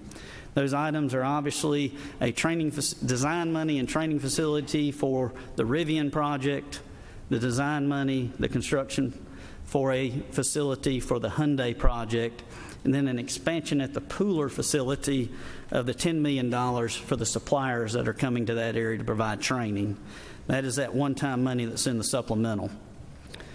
The 2024 budget, you'll see I have it broken into 3 columns, and I'll speak about each column. The first column is the statewide changes at $13.2 million. That includes the first 2 bullets that you see below the spreadsheet. The first item is the $2,000 cost of living, $11.5 million. Of that is the cost of living. Just as the Chancellor mentioned, that's an area that you guys always hear about. That's something that, as we look at it at a localized level, we have about half of our positions are state funded, and about half of them are funded through fees, grants, other funds.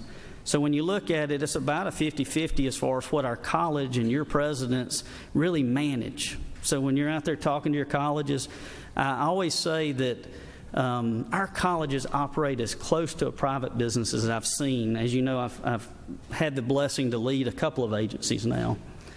But when you look at our state budget, the $400 million of state dollars, we really operate nearly a $1.3 billion operation.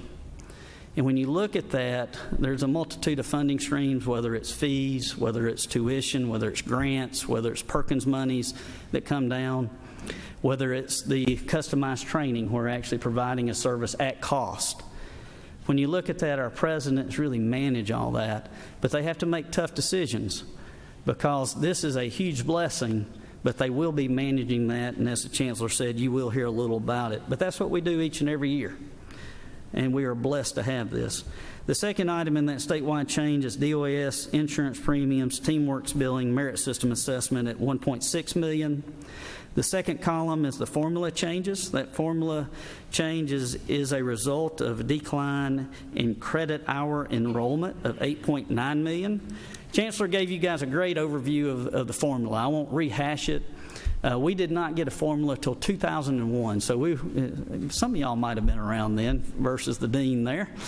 But when you look at it, there are slight differences. Ours is a little less complicated, which still means it needs to be looked at as we move down the road. We have 5 buckets. Those 5 buckets basically were created back in 2001 based on 2 years prior enrollment. Those buckets obviously have changed in the type of training we do. It's changed in the complexity of the training. You know, obviously cyber is totally different now than what it used to be. As we look at those buckets, those are something that you'll hear about as you talk. But also, we do not have a fixed formula, meaning our formula every year, what's appropriated, then we divide it across what was appropriated, and the formula kind of has a new starting point. And so if the budget goes down, the formula goes down. If the budget goes up, it goes back up. And so that's a little bit different in ours and USG's. My understanding is theirs is more of a fixed figure in their formula buckets. And so as we talk, they'll be similar, but there is slight differences as you guys ask questions. And I don't bring that up as a negative. I just bring it up as there's just slight differences. So as you talk to the chancellor and he shares things with the formula, please ask me because there's variations. Those percentages are very close. Back when that formula started, it was about 75% state funded for a student. We're just under 40% now. I think USG was just over 40%. So very, very similar. There's some justifications for that. Some of it is we didn't have as much federal dollars as we do now. Some of it is the funding formula's gone down as well.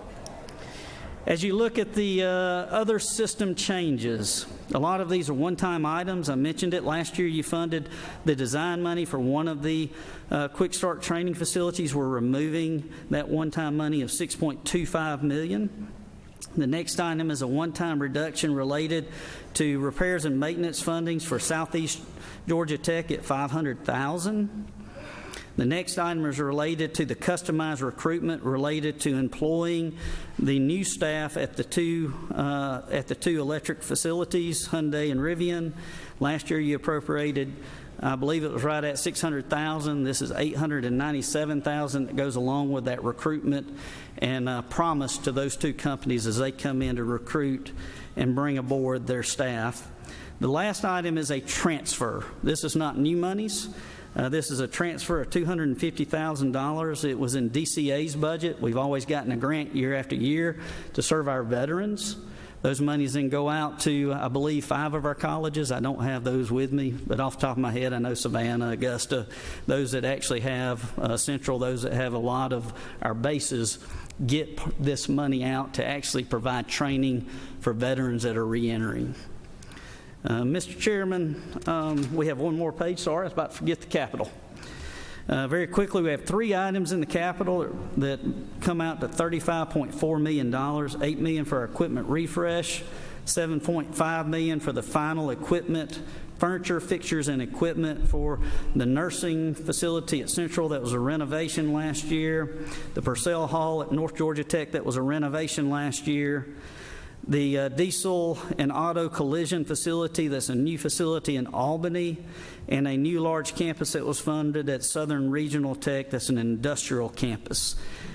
The last item is one we're really excited about. Thank you to Senator Hickman and several others in here that very much supported it.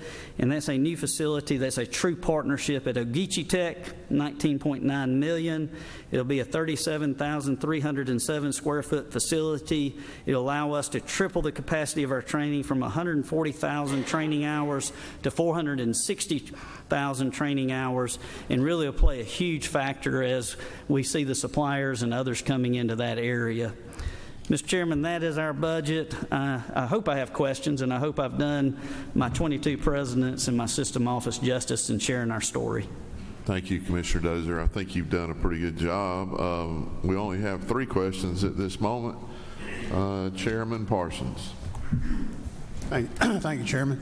Thank you, Commissioner. Yeah, I've been seeing you here in these meetings and subcommittee meetings and your different roles for a long time now, it seems like. Thank you. Thank you. Y'all do a great job. I'm always impressed. I did want to ask you about something you had mentioned back about, I think about halfway during your presentation. It just caught my ear. You had mentioned a grant that the governor had given the program. And I'm just wondering, did that come from a discretionary fund, or where did that, and I don't remember the amount. Yes. I'm always curious about things like that. Where did that money come from? Do you know? Yes, sir. I mentioned 2. They essentially came from the same or similar grant fundings. We received one for CDL that was just over $8 million. We also received another one for $4.2 million for apprenticeships. Both of those grants were some of the ARPA money or the CARES money that came down from the federal government, and we're extremely blessed to receive it. Yes, sir. Thank you, Chairman Knight.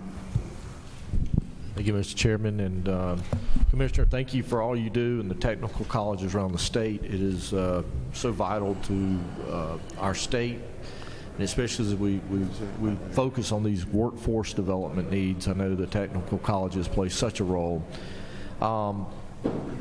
And as we see that expansion of really trying to focus on that, through some of the visits I've made, not only to my own technical college, but others, we go back into the areas that workforce development needs. You mentioned welding, plumbing, electrical. I hear from so many around the state that we're having issues there, and we need obviously more. That's certainly a foundation of workforce as the state grows. But specifically, as we start to look at these campuses, and again, our mission and your mission statement, state of the art, how do we go about evaluating this, or have you evaluated where we are on these campuses? Are we dealing with technology and or maybe older systems versus what the industry has moved to? That may be something we want to focus on and have an evaluation to see where we can help in the future, to see if we're working with facilities that are 20 years old, 30 years old. How are we keeping up? Right. Or are those things so important? I believe they're so important to help make sure we attract our new workforce and make sure that they're being educated on the newest technologies, equipment. Yes, sir. Thank you for that statement, and I truly appreciate it, because it's a huge factor. When you look at our facilities, we have been very blessed in my tenure being here the last 3 years, and I believe prior to my being here, the support by the governor and support by this body to really move our facilities into state of the art. I truly believe that we are a first choice. What I mean by that is for so long, many saw TCSG as the option for those that couldn't get into certain colleges.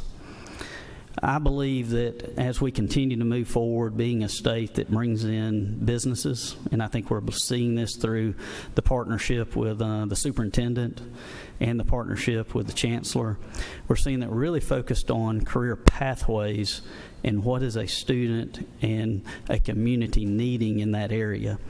In saying that, we need to make sure, if we're going to be a first choice, our facilities and our training match what you just said, Mr. Chairman. We've done a great job. You'll walk into our colleges and you'll see state of the art. You'll walk into, I can give you areas, Gwinnett Tech, you're going to find a Mercedes automobile facility that's state of the art. You're going to go down to Ogeechee and you're going to see a robotics area that's state of the art. You're going to go into Central Georgia Tech down in the Warner Robins area, and you're going to see a nursing facility and health, allied health areas, state of the art. We still have other areas that are not state of the art. And one of the things I'm very proud, like the chancellor mentioned, is of our capital process. When we look at that, we look to see what is the industry needs, the community needs, and where are we not state of the art, and how can we improve that and move it to it. Having said that, the equipment refresh is vital. State of the art changes so rapidly. SREB said things changed by a 5-year pathway. I believe it's quicker. When you look at manufacturing, the companies that opened their doors last year versus the companies that are going to open their door next year, the robotics, the skill level that you're needing just in a short 2-3 year period is changing as quick as we can change the training. That is something we do make sure we have advisory boards, as you know, but for some may not, at every program at every college to make sure the training we're providing matches the training needs, but we do have to keep up on facilities. Thank you for that question. Chairman Anabatarte. Thank you, Mr. Chairman. Commissioner, great to see you. Yes, sir. My favorite commissioner. But I want to go a little bit further than Chairman Knight's question.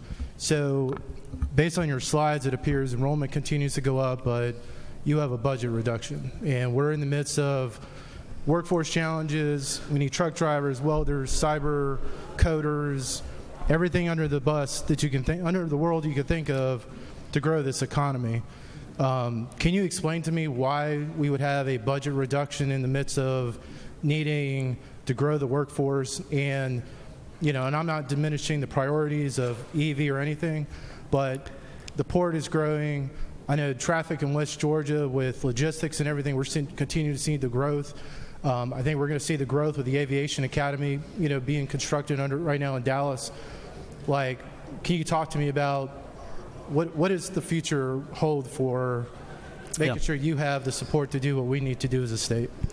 Yeah, thank you for the question, and I appreciate the focus, and my 22 college presidents appreciate it as well.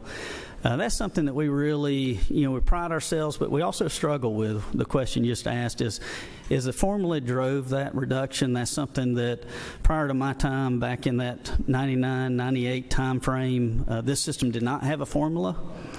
And it was something that was debated greatly because USG had a formula, and how can it sustain and provide something that's more sustainable for the technical ed side. We got that back in 2001 when it was implemented. Essentially, it really hasn't changed any since 2001, similar to USG back to 86. When you look at it, our enrollment growth put out that $8 million reduction, and that's the only answer I can give you. Other than I can say that struggle is real for our presidents. As they look, just as the Chancellor mentioned, inflation hits everything on operations. Changing in the technology, as Chairman Knight mentioned, changes the advancement of what we train on and how we train. The cost of providing those programs continue to go up. Just the one that we always talk about so much is, nursing. For example, we are very proud that we have a very affordable opportunity for our citizens across the state at $100 per credit hour. Our formula buckets, the highest formula bucket we have is about $190 per credit hour. So if you look at the highest bucket, and healthcare was not it, industrial maintenance is. Healthcare is around, if memory serves me right, I'm around 180. So if you take 180 plus 100, that's $280 a credit hour for a nursing program. We know that program costs, in real cost, somewhere around 400 plus per credit hour. We do, and I have to give my presidents and their folks immense credit on this, and our industry partners. We take the state money, we take the tuition money, and then we really weigh heavily on our private partners who come in and really provide scholarships, provide funding for teachers and instructors. We have so many healthcare partners that are funding instructors that offset that difference I just mentioned. So as you look at it, I couldn't be more proud of our 22 colleges, because when you look at the budget, we're so much bigger than what the state budget says. And that's not a negative or a positive, other than a positive on what our presidents and their team do each and every day at the local level. Thank you, though. Thank you, Commissioner. Y'all, we are quite behind, but we're going to close out with one last question here, and there's others that want to ask, but we're going to have one last question. Leader Beverly. Thank you, Mr. Chairman, and thank you for your presentation. One quick question, well, actually two questions. One is, what is the percentage of students that come to the technical college system on public transportation? I don't have the exact answer, but I can tell you it's large. We do try to position our colleges near public transportation. As you look at Atlanta Tech, as you look at the new campus we opened up for Gwinnett Tech, it's right across from public transportation. I'll try to get that for you, but I don't know the answer, but it's a large amount. Thank you. And the second question is there any thought around covering the opportunity cost for retooling the workforce? So meaning someone leaves the opportunity to come to technical college, is there an opportunity that you guys are thinking about, we can cover the opportunity cost to leave one position to go to another, but give students an opportunity to have a grant or some type of stipend as they go through college to get to this next opportunity? Yeah, you probably know this, and I apologize if I'm restating what you already know. We are blessed to have two parts of HOPE. In the technical college, we have a HOPE career grant. That's something we're extremely proud of. The governor and you guys actually last year expanded that, so it's 18 buckets that the HOPE career grant fall in. Last year you expanded it to criminal justice and law enforcement. So if that individual does not have a 4-year degree or has used HOPE in the past, there is a opportunity through the HOPE career grant to help that individual no matter what their age is. We also are very blessed. I mentioned the industry partnerships. That's exactly what most of the scholarships are doing that our industry provides. They grant a lot of money for scholarship in specialized area. For example, Coke on CDL, others in in welding, others in the PLC, and we're trying to retool that population. And then one I did mention, just to add in, I think a lot of times when we talk about this, we forget about our adult learner. And our adult learner, we're trying to do all we can to make sure we're doing exactly what you say. We're not really retooling. We're adding a tool in their bucket, but they're going to need that retooling as well. So I believe there is opportunity in that area, and I appreciate the question. Thank you. Thank you, Commissioner Dozier. I think we all appreciate everything you and your people do for us and to make sure that we have a great workforce in our state. And I think you have definitely shined the light on the need to maybe look at that little funding formula. Thank you, sir. Thank you. If I could pick on the dean, as you mentioned earlier, real quick as I walk out. That's your prerogative. I began in 1995 working for this great state. And one of my first opportunities as a young analyst in the Legislative Budget Office was to sit right here in this seat next to the dean, who was the secretary of the Appropriations Committee. It was a memorable day. The dean didn't know he was going to get talked about so much today, did he? All right, next up is our DOT Commissioner, Russell McMurray.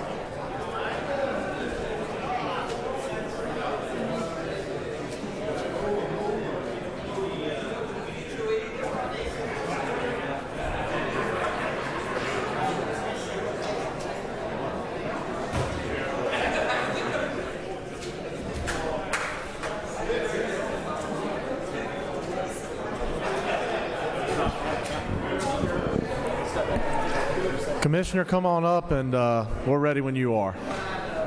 No, you don't feel like you have to rush. We're behind. Sorry.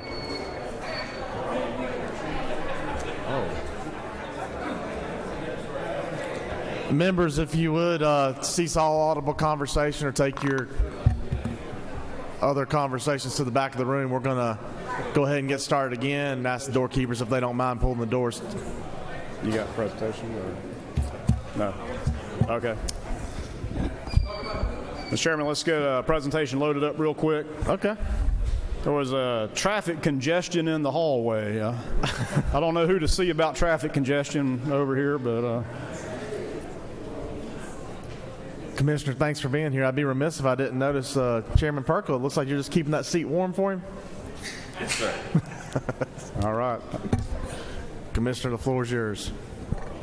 All righty, we'll get going while we get this presentation loaded up so you can have some visual images. But it's really a pleasure to be before you today, Chairman Tillery and Chairman Hatchett, I know, just stepped out and will be back in. I want to recognize Kevin Abel, our DOT board chair, is here with us today, as well as Ann Purcell from the 1st District and Jamie Boswell from the 10th Congressional District. So it's always great to have our board, State Transportation Board, to be here. And today my goal is to walk through 5 topic areas with you. One is just a little bit of a GDOT's overview of our mission. We'll talk a little bit about our staff, who is wonderful. We're talking about where funding comes from, and then we'll talk about where it's used, and then get into the budget itself and try to be very expeditious in our presentation today. Let me jump back. Okay. Thank you, Angela. So I will remind everybody, if you were at the biennial, you saw some of these slides, but I wanted to bring them back in front of you because I think it tells the good story of our mission, which is to deliver a transportation system focused on innovation, safety, and mobility. And we remind ourselves that Georgia is the biggest landmass east of the Mississippi River, and subsequently we're the 10th largest transportation system in the nation. So we are sort of a big deal. And when we think about that transportation system, it's driven a lot by population, being the 8th most populous state in the nation.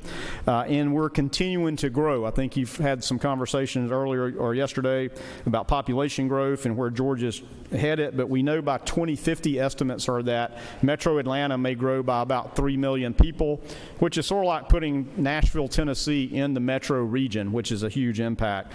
And so obviously that's important, and that's on our minds as we have to think about mobility of people and goods around not only Metro Atlanta but the entire state. Number 1 is on the screen. Number 1 state of which to do business. Very proud of that, 9th year in a row. That is critical. Transportation is critical to that number 1 ranking. They go hand in glove, and so that's very important of how we invest and work on our transportation network, that we remain number 1 state to do business. And the other thing is very small on that slide under number 1 is 3,741 committed GDOT employees, and they are truly number 1.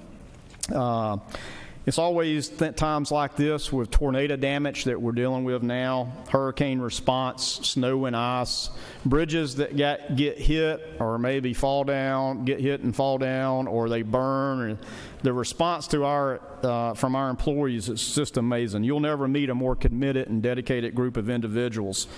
And that was truly exemplified on Thursday evening into Friday night as the tornadoes came through Georgia and storm cleanup began immediately. And in fact, we have not stopped. We've worked continuously since then to have hauled over 1,157 dump truck loads of debris away, not only from state routes, but with the state emergency working on county roads and city streets, trying to help our fellow Georgians in their time of need.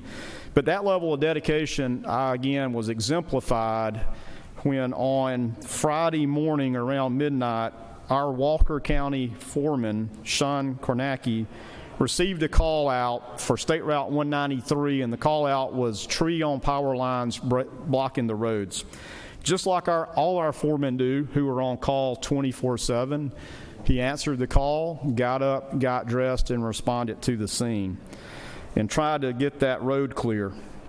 Unfortunately, we buried Sean on Monday. The tree fell on him, and that's a tragic reminder of the dangers that our foremen and our employees deal with on a daily basis. But it also exemplifies, in my opinion, why the commitment of the DOT employees are truly number 1. But I would be remiss not to mention GEMA, the Department of Public Safety, Department of Natural Resources, and the Georgia Forestry Commission, who all work on these kind of events. So that's why, and I appreciate both chambers recognizing Sean's commitment last week on Friday morning. Thank you for that. I'll come back to employees in a minute, but let's talk about this 10th largest transportation network in the nation. Over 125,000 miles of road, over 15,000 bridges. GDOT's responsible for 18,000 miles of roads, which is only about 42% of the transportation network of roads. But 62% of the traffic is on those 42% of roads. Other facts are interesting that Georgia has 15 interstates that connect to 30% of the continental United States. So our interstate system has a big reach across the continental United States. And that's very important because to move that freight and that traffic. In 2019, over 500 million tons, say it again, over 500 million tons, which represents $700 billion of goods, were moved in Georgia. 80% of that freight tonnage, 80% of the 500 million tons either came into Georgia or in Georgia and moved around Georgia. There was only about 20% of 500 million tons that actually sort of moved through Georgia. So we're manufacturing and exporting, or we're bringing imports in and consuming those in the state.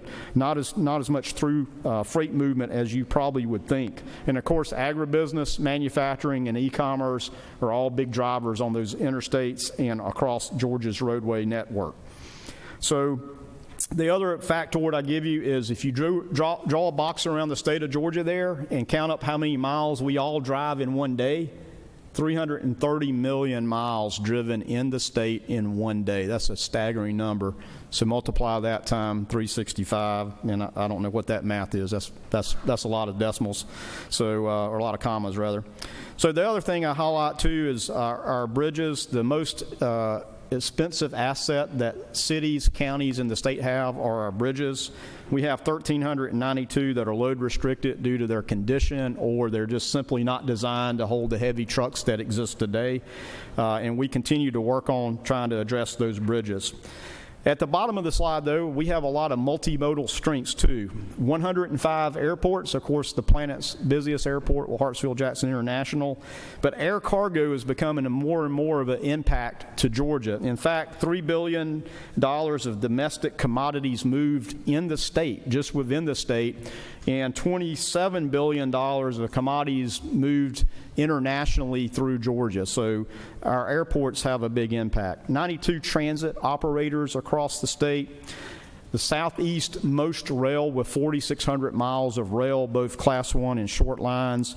And of course, our friends at the Georgia Ports Authority with two ocean ports, if you will, Savannah and Brunswick, and 2 inland ports, one in operation and one soon to come online. So we have a lot of great assets from the transportation network.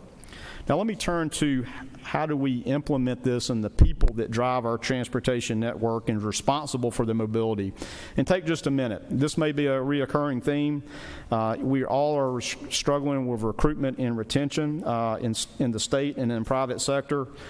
We actually got down to 3,600 employees and are, as I said a minute ago, about 3,700 now, trying to build back toward 4,000.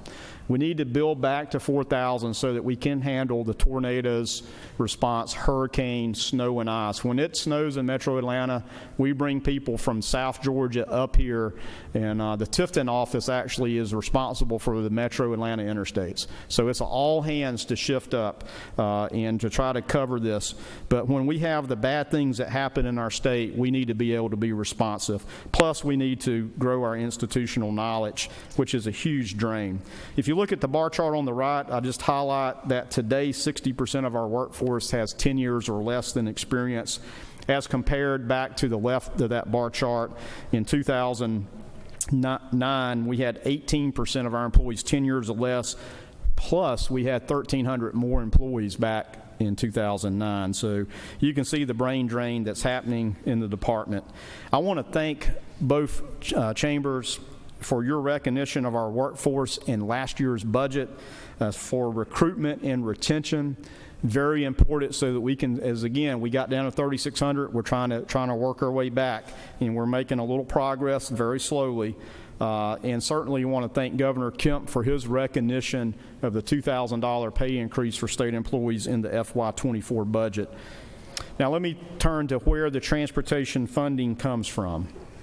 And this slide has a breakdown by sources of revenue.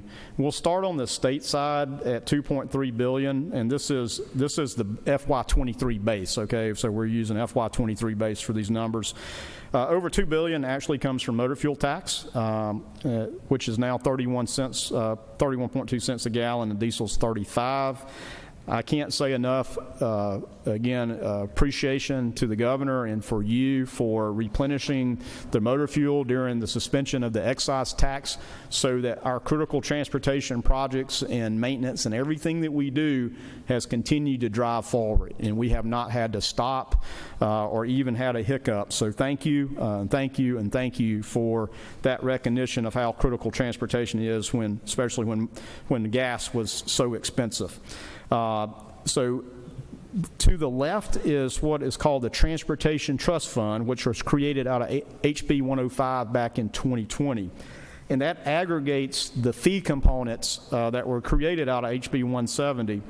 The hotel fee, the alternative vehicle fuel fee, and the annual heavy vehicle impact fees. All those aggregate together into a transportation trust fund. And I would like to highlight again that on the alternative vehicle fee for electric vehicles, basically, that is basically combination of what state and federal excise tax would be on for an average car. So that is trying to, again, for EV owners to be able to contribute to transportation funding such that we can provide good infrastructure. So that's equivalence, basically. Down at the bottom left under the state is the Transit Trust Fund, which comes from the rideshare fees. Those dollars are dedicated to transit projects by statute. So plus then we have some general funds we'll talk about later. So that totals about 2.3 in the FY23 base. If you flip over to the right side of that, you can see the federal spend. The biggest part of the $1.6 billion comes from federal highway at $1.5 billion, which is derived from the federal excise tax, which is 18.4 cents, and then a lot of general funds, and especially related to the bipartisan infrastructure law, and I'll talk about that in a moment. The federal aviation money is, we're a state block grant state, so this is basically sort of grant money that we have to apply for with local airports and administer. So we administer the federal aviation funds at $46.5 million. Same thing with Federal Transit Administration. There is formula funding for rural and small urban transit, and also obviously large urbans handled differently here in Metro Atlanta. $45.7 million, and then there are funds available through the Federal Railroad Administration or Rail Administration. It's all grant money. You have to apply for those grants, discretionary grants. So, pardon me. So now we see where the funding comes from the state level. Let's see how it relates to our budget programs on the next slide. I just show you this to show that there's 13 budget programs at the state level, and we'll take a deeper dive into those budget programs in a minute. But I show you this slide because it informs the next couple of slides with the federal. These 13 state budget programs have to marry up to the federal budget programs that exist. So on the next slide is a little bit about the bipartisan infrastructure law. Truly the biggest infrastructure investment made in our nation. A little $1.2 trillion over 5 years. I'll say that again, $1.2 trillion over 5 years. About 45% of that went to transportation. There's been a lot of misunderstanding about the bipartisan infrastructure law. I think everybody thought it was all new additive money. But what the bipartisan infrastructure law did was basically reauthorize the federal transportation funding over a 5-year period, plus it had increases. The increases on average in the first year, which was federal fiscal year 22, was about 20%. And on aggregate, it grows about 2% a year to the year 2026, federal 2026, which then would be about 30% more federal funding. More federal money means it takes more state dollars to match the federal money, usually 80% federal, 20% state. And as I look at these buckets, I always like to oversimplify this, is the blue bucket is our normal formula programs that are based on population and all kind of requirements federally. The yellow bucket was some new formula programs. I'll show you what those are. There's a whole bunch, like $89 billion of discretionary money that was in the infrastructure bill. You have to compete and try to win that. And the last was some policy and programs, which that's the Home Depot bucket, by the way. It's in policies and programs. So, you know, when we think about percentages, these percentage increases, 20%, 22%, all the way up to 30%, percentages are sometimes misleading, right? I always remember the saying 100% of a penny is what? A penny, right? So percentages increases, you have to watch. And I do, before I move on too, though, is this recognition of increased federal funding requires increased match funding.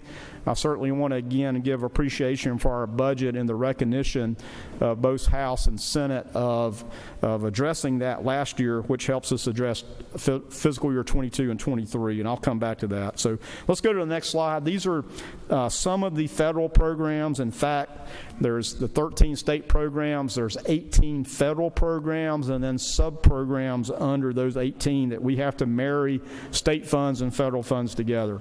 But let me just highlight the percentages. As I said, on aggregate 20%, but different programs got different percent increases. Thank goodness our safety program got the biggest increase at 24%.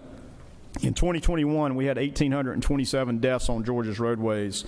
2022, we're still finalizing that, but the number was down to 1,785.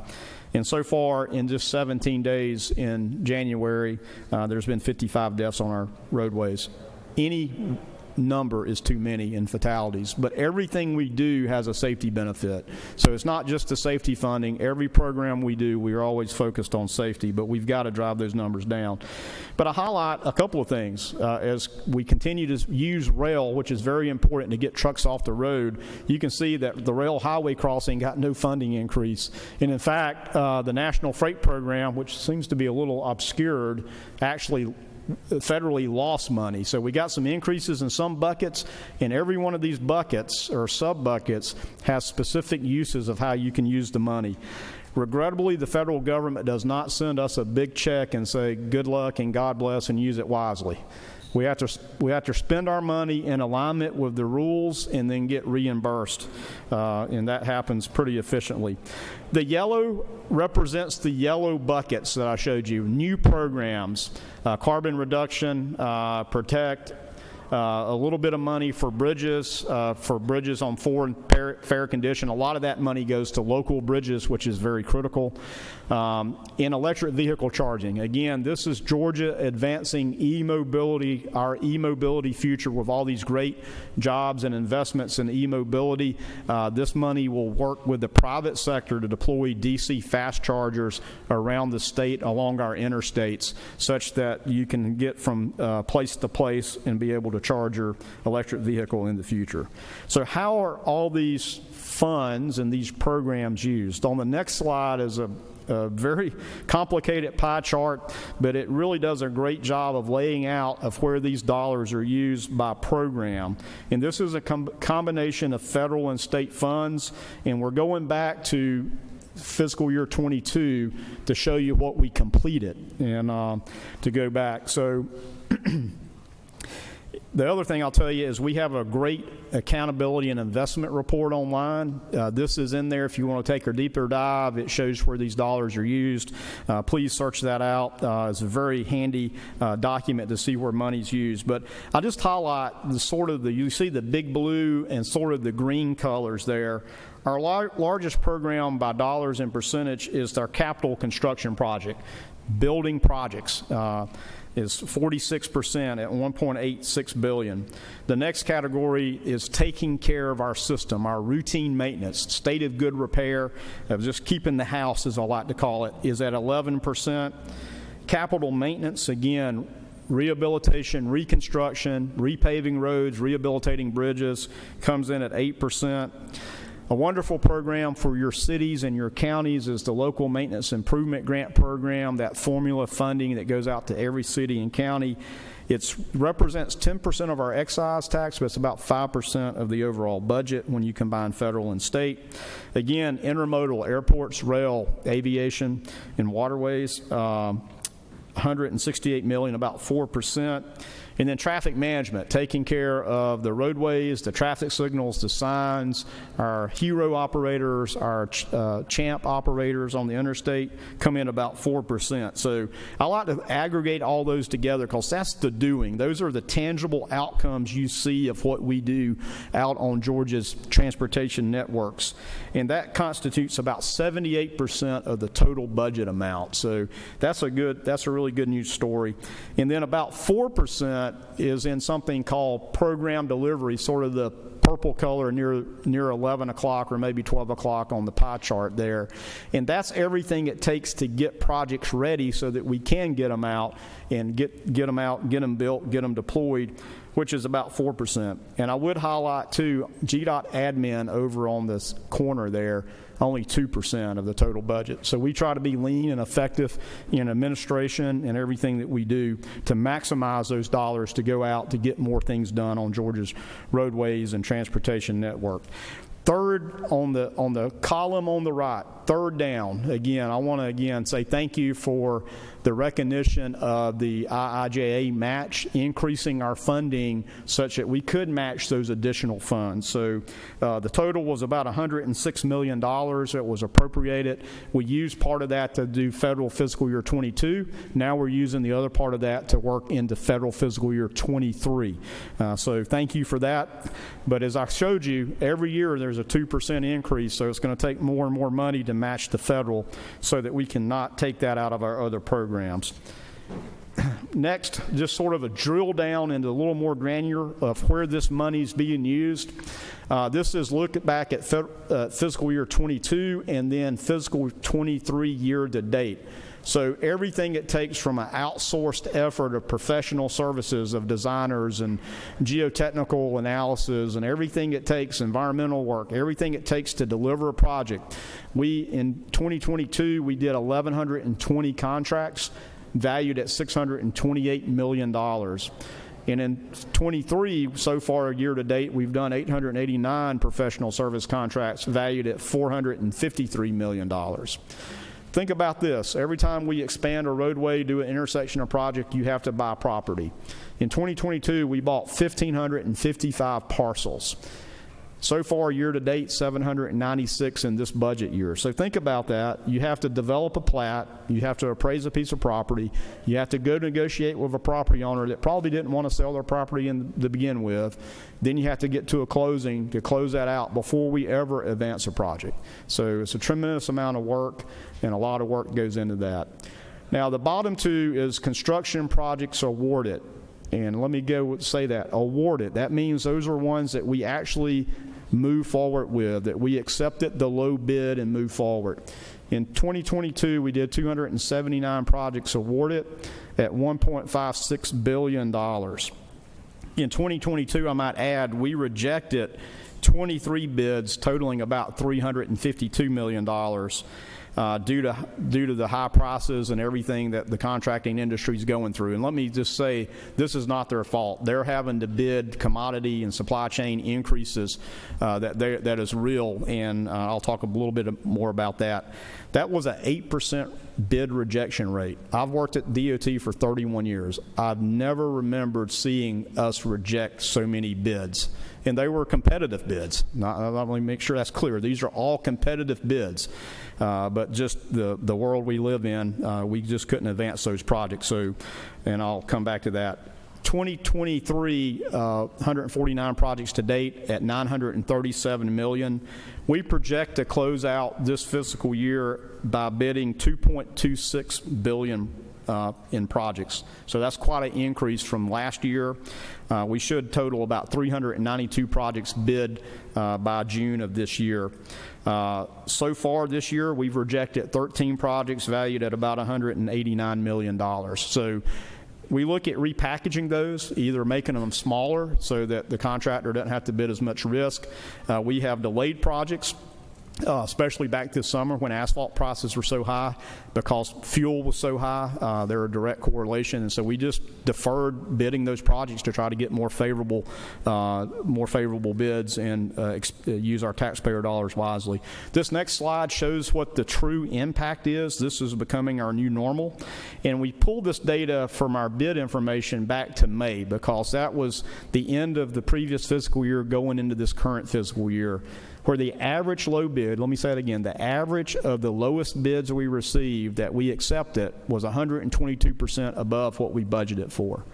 So we're able to justify those prices. We're able to get to a award to our contractors to deliver those projects. But you can see by breaking out of these categories sort of the difference, the increase that we're seeing in our budgeting process, resourcing up to 123%, with a maximum of widening projects going from a 2-lane road to a 4-lane road coming in about 149% higher. So this is our new normal as we adjust our bids based on real world bidding information and commodity information. Those percentages are going down, but the costs haven't gone down. A lot of the costs have gone down a little bit and beginning to stabilize. We're seeing a little less volatility. And some of that volatility is down on that bottom box. And this is just some snapshots over the last year or so of the product increases. Raw material like steel have seen 300% increases. Concrete's gone up, storm drain pipes, and everything, especially in concrete and cement. There have been shortages of cement, so contractors are being rationed. They can't get the concrete they need. There's been driver shortages with concrete plants that they can't deliver concrete at night. None of you like us working in the road during the day. People reaffirm that to me over and over. So trying to work at night is even a problem in many areas. And it's not just Metro Atlanta. In Augusta, for instance, we're building a new interchange right outside Augusta in Columbia County, and we couldn't get enough concrete to pave the ramp all in one day. Had to do it in multiple sections. So those are real-world examples that we're dealing with. Again, we're trying to be strategic in how we deliver these projects to maximize the taxpayers' dollars and use them as effective as possible. If you remember back at the biennial, this is where I gave you the Charles Dickens quote, right, of A Tale of Two Cities. It's the best of times because we just talked about great revenues from bipartisan infrastructure law, and the state budget is really good. The worst of times is this is where the money's going into increased costs. The good news is we're keeping our head at water level. Every now and then we'll go underwater and we'll come back up and get some air, and we're beginning to stabilize. So very important that we think about how we continue to advance Georgia to be the #1 state to do business, and it takes tremendous investment, obviously. But it's not just the projects that we bid. This is what we're seeing in maintenance. The I-95 comprehensive maintenance contract, basically we hire one contractor to maintain I-95. It's a 5-year contract, so you saw a huge increase from 5 years ago when it was bid to we just rebid it, 70% increase. Just mowing the grass now is 29% increase, and certainly simple as things as herbicide to keep weeds and grass from growing and whatever, 33% increase. But you can see these increases are real and they have a big impact. So let's move into the amended 23 budget now. And what we've done on these next slide is sort of table-wise your budget reports that you have in front of you. And I'll try to give you a page number to link up, but we try to simplify a little bit to a view of time. So let's start with amended 23. Basically what you see is an add of $89.43 million to bring the total budget for amended 23 to $2.3 billion. In the excise, basically there was a little over $1.1 billion of other funds, basically to replace the motor fuel, and some $89 million of interest earnings. Interest rates are up, so interest earnings on motor fuel added $89 million. The other add here is there was GRETA, the Georgia Regional Transportation Authority, previously was assigned over to Department of Community Affairs budget. It's being linked back to the State Road and Tollway budget, so we just added $351,000 back to the budget to cover their the GRETA operations there. So really pretty straightforward. Let me just talk about the, again, transit trust funds. I told you what those were. They remain the same. The transportation trust funds did the same, and state general funds basically remain the same as well. So that gives us our amended 23 budget. This is a bar chart of that big pie chart I showed you, but we've aggregated the main budget programs together to sort of give you a sense of where the money goes. Again, in capital projects, that's capital construction, capital maintenance, and then a local roads project where we work with federal dollars on city and county projects. Total $1.13 billion. It totals 49% of the state budget. Then the next category over, the next bar over, is general operations, where we've aggregated 5 budget programs together: administration, program delivery, again, the doing to get projects ready to be bid, data collections, which is federally required, our planning division, and traffic management, which total $262 million, or about 12% of the budget. Next, again, I mentioned the local maintenance improvement grant. Shows 10% of the excise goes to them at $209,000. Next really big budget, again, is routine maintenance. Again, taking care of state of good repair is at 20%, and so forth and so on of the smaller budget categories. But this, again, just sort of shows you where the money is being utilized. On the next page, it would be similar to your page 39 and page 40 of the budget document. And what we've done is basically taken the budget programs on the left and put the fund source on the second column to combine just into one page. So the first thing you'll notice is GO bond debt. our GO bond debt actually increased by about $3.7 million due to higher interest rates. And then the biggest change you'll see there is basically a fund source swap. We're taking motor fuel, you're taking transportation trust funds totaling $86.6 million and replacing those basically with motor fuel at $90.3 million, which gives you an increase in GO bond debt of $3.7 million. It's just basically a fund swap, sort of not quite dollar for dollar, but almost. The reason it's not dollar for dollar is bond debt went up just a little bit, so we're just swapping funds there. The next category there is capital construction. Again, that's the big projects. Same thing, it just happened. We swapped fund sources and GO bond debt with capital construction. That's why you see the difference in motor fuel.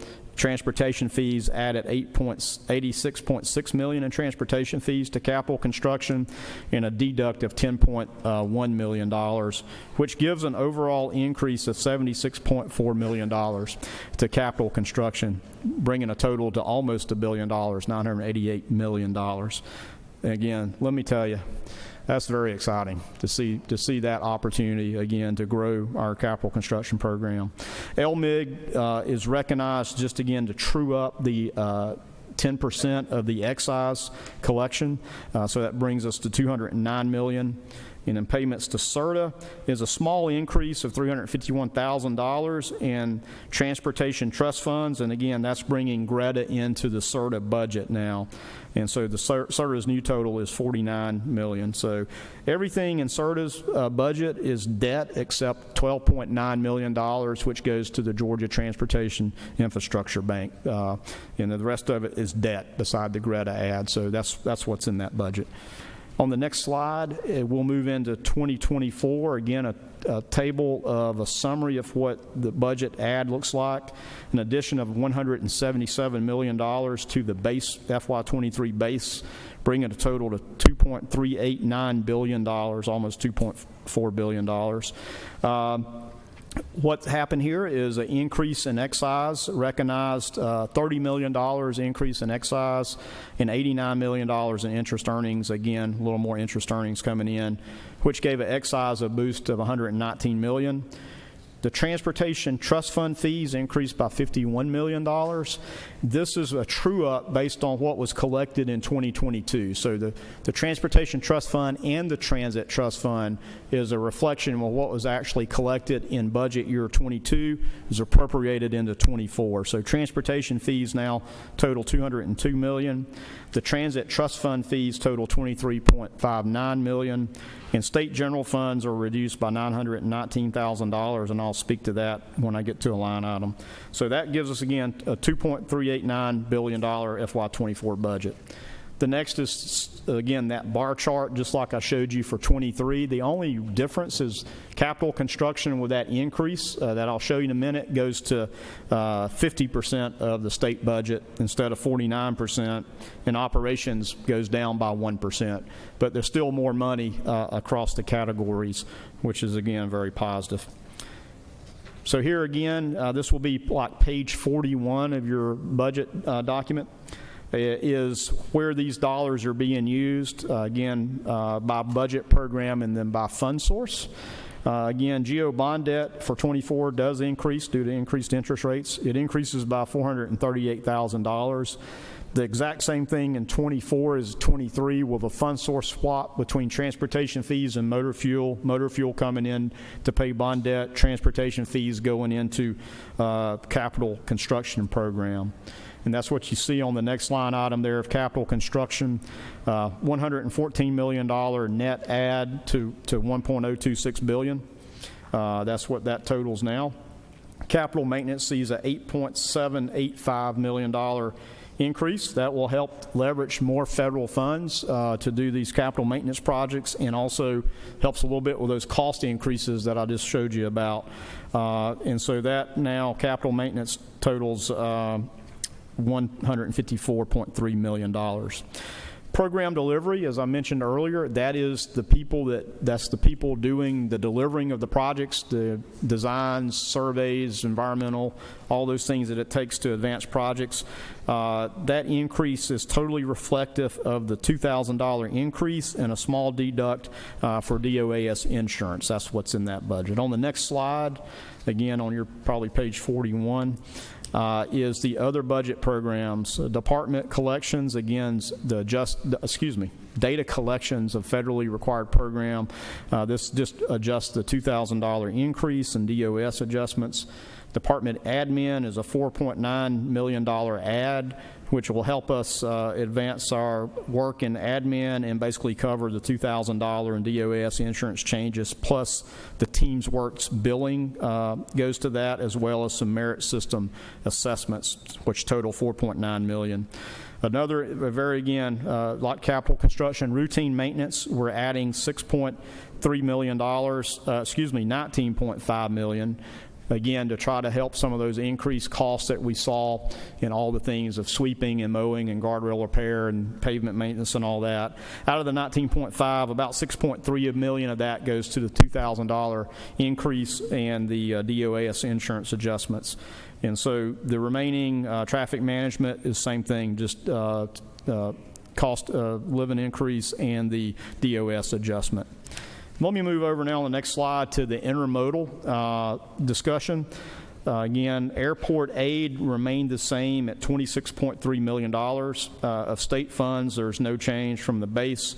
I will tell you that we've already got a list of $54 million of airport aid requests for FY24, so I may be visiting with you later. That leverages the $26 million there will leverage about $46 million in airport aid, again, when you look at the federal piece. Ports is only related to the cost of living increase. That's what that adjustment is. Rail is a little tricky here. Rail actually removed $8 million of prior year dollars, state general fund dollars from the base, recognized the $1.2 million we need for our rail operations, including the cost of living and DOS adjustment, but then recognized $7.063 million from locomotive diesel fuel tax pursuant to HB 588. And that $7.06 billion, that would be great. $7.06 million is dedicated basically to our Class 1 rail operations based on a formulaic distribution to make transportation improvements. So that's our rail program. The transit is basically broken down into, again, two fund sources. The Transportation Trust Fund fees, again, those are those collection of transportation trust funds, increased by $5 million, again, in recognition of what was collected in 2022. So that's being added for $6.7 million. That goes for us to operate and manage the Federal Transit Administration funds and to share in the match of capital expansion for rural and small urban transit operators around the state outside of the Metro Atlanta area. And then the other part of the transit funding is the Transit Trust Fund. Again, the rideshare fees has been adjusted to $23.6 million to reflect the 2022 collections. Those dollars can be used for transit projects only across the entire state. And so that totals, that gives you the total for transit. What the dollars are used for, and I'll remind you that it's about $45.7 million of Federal Transit Administration money. The next thing is just the last two items are payment to CERTA, small decrease due to lower in debt service. Hey, that's great. Our other GO bond debt service went up. We actually, debt profile's fallen off a little bit on some of our other bond debt that CERTA holds for us, and $12.9 million of that goes toward the Georgia Transportation Infrastructure Bank, a very popular program. And lastly, the ATL, again, is a small add for the $2,000 increase in TeamWorks billing. And again, that funds the ATL's operation and match for the express service that the ATL runs. Next slide. Just a reminder that, hey, when it comes to transportation, we're all in this together. And when you go back home, if you're part of any of these 4 regional commission districts that passed the TIA back in 2012, we have finished the 2012 TIA projects 871 projects to be delivered. Almost all of those are delivered. We've bid some. I'm going to have to rebid some more. $1.5 billion in local funding that went right back to the locals, and we leveraged even more of that with state and federal funding. And when we added Southern Georgia in there now, over 1,000 TIA projects across these 4 regions, and there's been $1.8 billion in collections in these regions, which is doing tremendous work. And it's important that local governments make those investments so that we as a state stay the #1 state to do business. And I'll close with this. Final slide I gave you at the biennial. The future is not something we enter. The future is something we create. So we're looking forward to working with you on creating the future of transportation for Georgia that you all will be proud of. Thank you for this opportunity, and I'll look forward to your questions and comments. Thank you, Commissioner. I think you loaded everybody up with plenty of information. That being said, we have passed our lunch break, but we still have one more presentation. There's been 3 lights that have been illuminated for a while. I'm going to take the 3 questions, but y'all please make them quick. And Commissioner, if you can make your answers succinct, or if they can't be, maybe y'all can take the answers offline. Yes, sir. Representative Jackson. Thank you, Mr. Chairman. Thank you, Commissioner, for the work that you do. And Corbett is doing a great job at Tennell at our district office. My question is, there's a lot of projects going on, and I noticed that roundabouts are coming in. Could you explain the concept of a roundabout and the purpose of it? I'll get around to it after this. How about that? I'll catch you in the hall. Very, very efficient, very safe. Certainly reduces crash severity greatly, and we're seeing great outcomes. Those worst crashes, T-bone crashes, and getting people injured and killed, they practically go away. So we can talk more about that. Just stay right and yield. Just remember that. Thank you. Representative, we'll be glad to draw you a diagram. Okay. Senator Beach. Yes, thank you, Commissioner. Can you give us a quick update on the P3 program, and is the private sector still bullish on investing in infrastructure in our state? Thank you for that. Yeah, we're in the middle of procurement on 16 miles of express lanes on 400. 3 truly international teams having great conversation and dialogue. I've had many meetings and conversations with our P3 program. Equity is interested in Georgia, without a doubt. Equity is looking to invest in Georgia, and we see a great future there. We have a big design build finance project rebuilding 285 and I-20 on the east interchange already under contract. You'll see some construction later this year. We are advancing I-285 on the west interchange. Again, design build, private finance. We pay them back because there's no tolls on it. But that interchange on the west side, again, the number 5 freight bottleneck in the nation. We're trying to address these big projects. But yes, things are moving well. There's a lot of interest in Georgia, and it takes big, bold projects like that to move Georgia forward. Last question, Representative Al Williams. Thank you, Mr. Chairman. I've been limited. I had about 7 questions, but first thing I want. We'll pick your best. Boy, he's going to be a tough chairman, I can see. First, thanks for the cleanup of the right-of-ways on 16 and 95. That does more than all the marketing money we spend to be able to see who's outside of the right-of-way.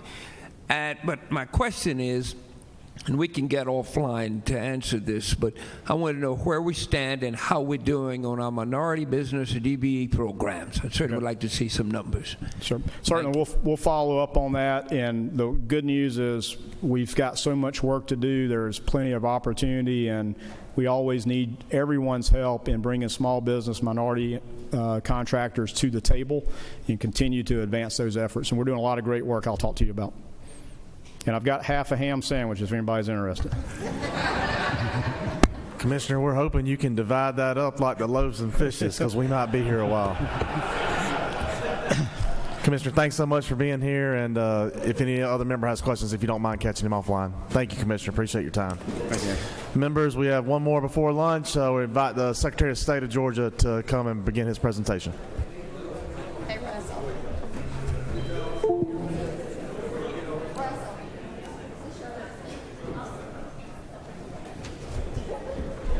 Those are, I left those. This is not yours, though, right? I see some good videos. I wanted to see it.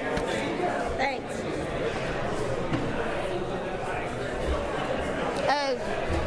George, you need our George. You got it, I think. Yep. Okay, perfect. Thank you. You're welcome.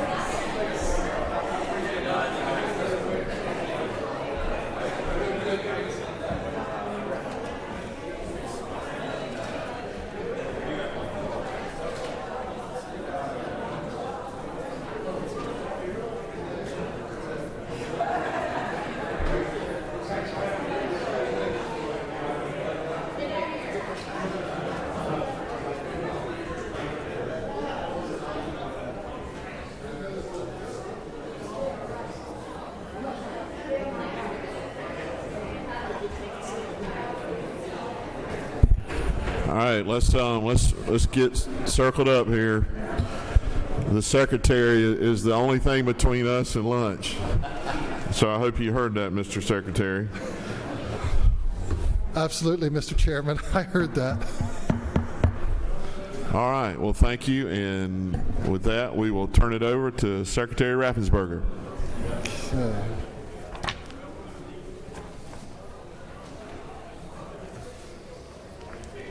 You going to do a PowerPoint? We have a PowerPoint.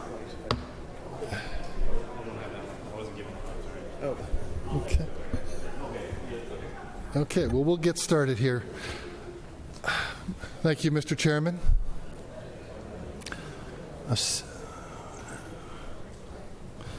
The floor is yours.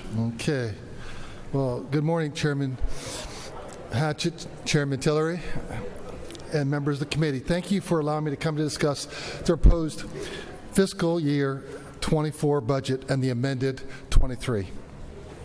So many people aren't aware, but we are organized into several divisions: corporations, elections, administration, professional licensing, investigation, and securities and charities.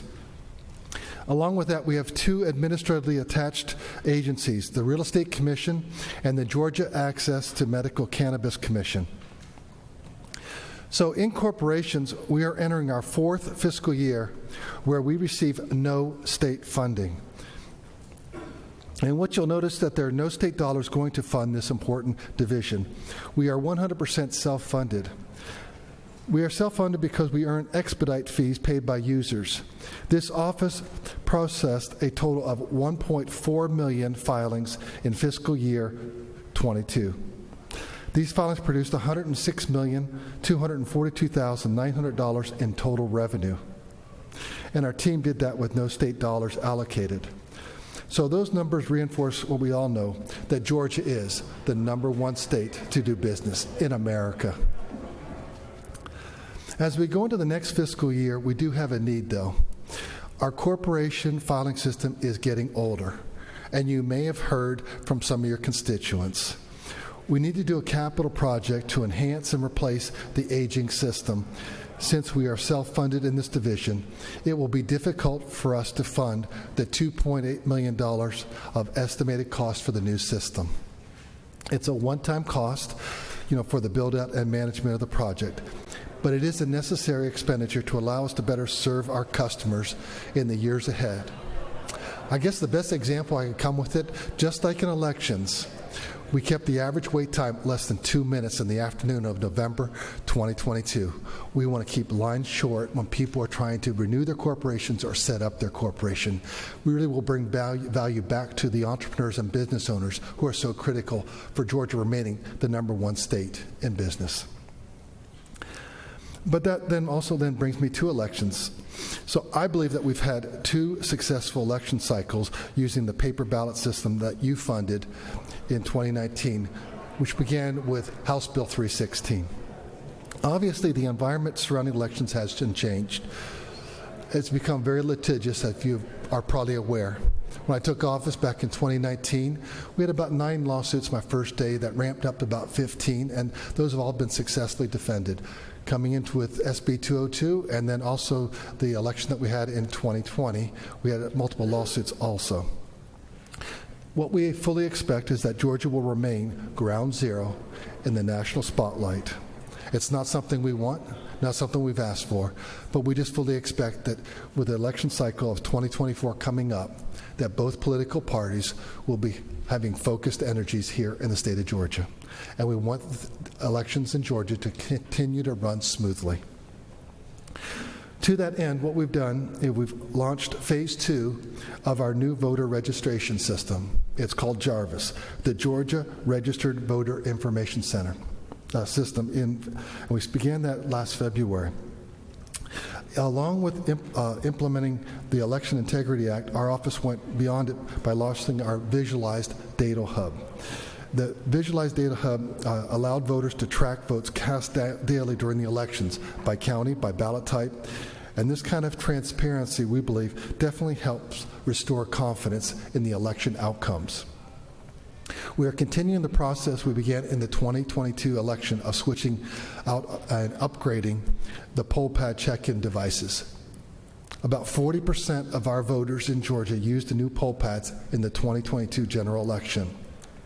These new poll pads that cut the average check-in time to 46 seconds. If you think about that, it's just absolutely amazing.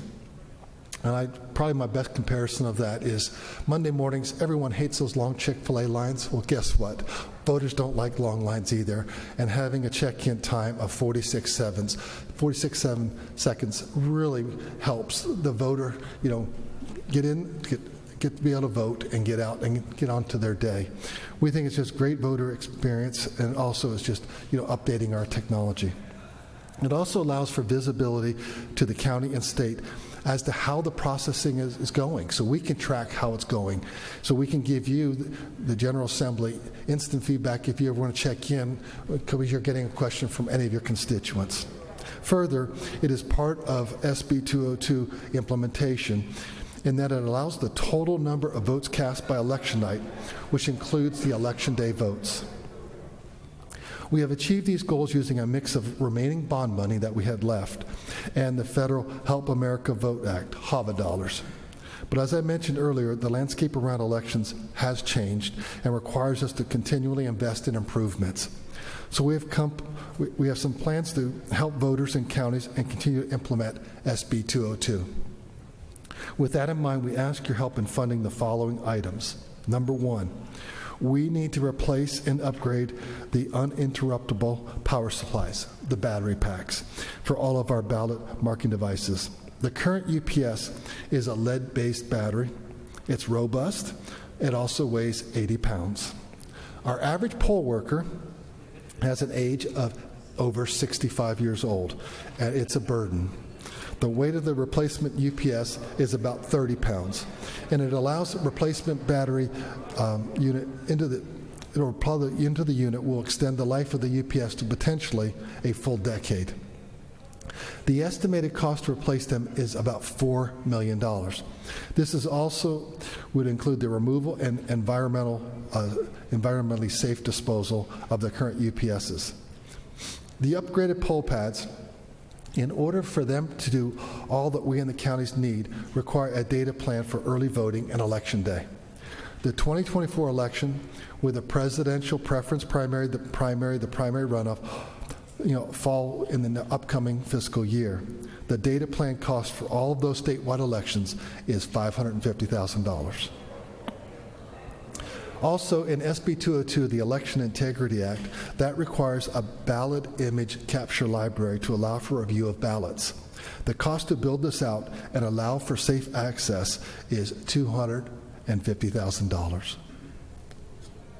Finally, we would like to execute enhancements to the ballot tracking that we implemented and began to implement back in the 2020 cycle, with an integration of the USPS to allow voters to track their absentee ballots within the mail stream. We also want to add enhancements to our data hub visualization. Also, we are building a tool that can allow counties to identify and investigate voter registration addresses that could be incorrect and allow for continuous list maintenance. And on that point, I want to just let people reemphasize the point that many people aren't aware of this, but studies have shown that about 11% of all Americans move every year. We have nearly 8 million voters, and 11% of that works out to be 800,000 Georgians potentially that could move. They could move into the state, out of the state, in the county, out of the county, around the precincts. And that's why to be able to update your list objectively instead of subjectively, we think really make sure that we have, accurate voter rolls. On this tool, the state would hold a master's license, and the counties could get sub-licenses to use the system. The cost of all that is $625,000. We also have one thing in the amended and FY24 budget where the governor's budget repurposes 2 of our existing elections employees to directly support the state election board and their chairman. We want to provide the necessary support for them to do their duties. We understand that. But it's a different process now. It's a different state now.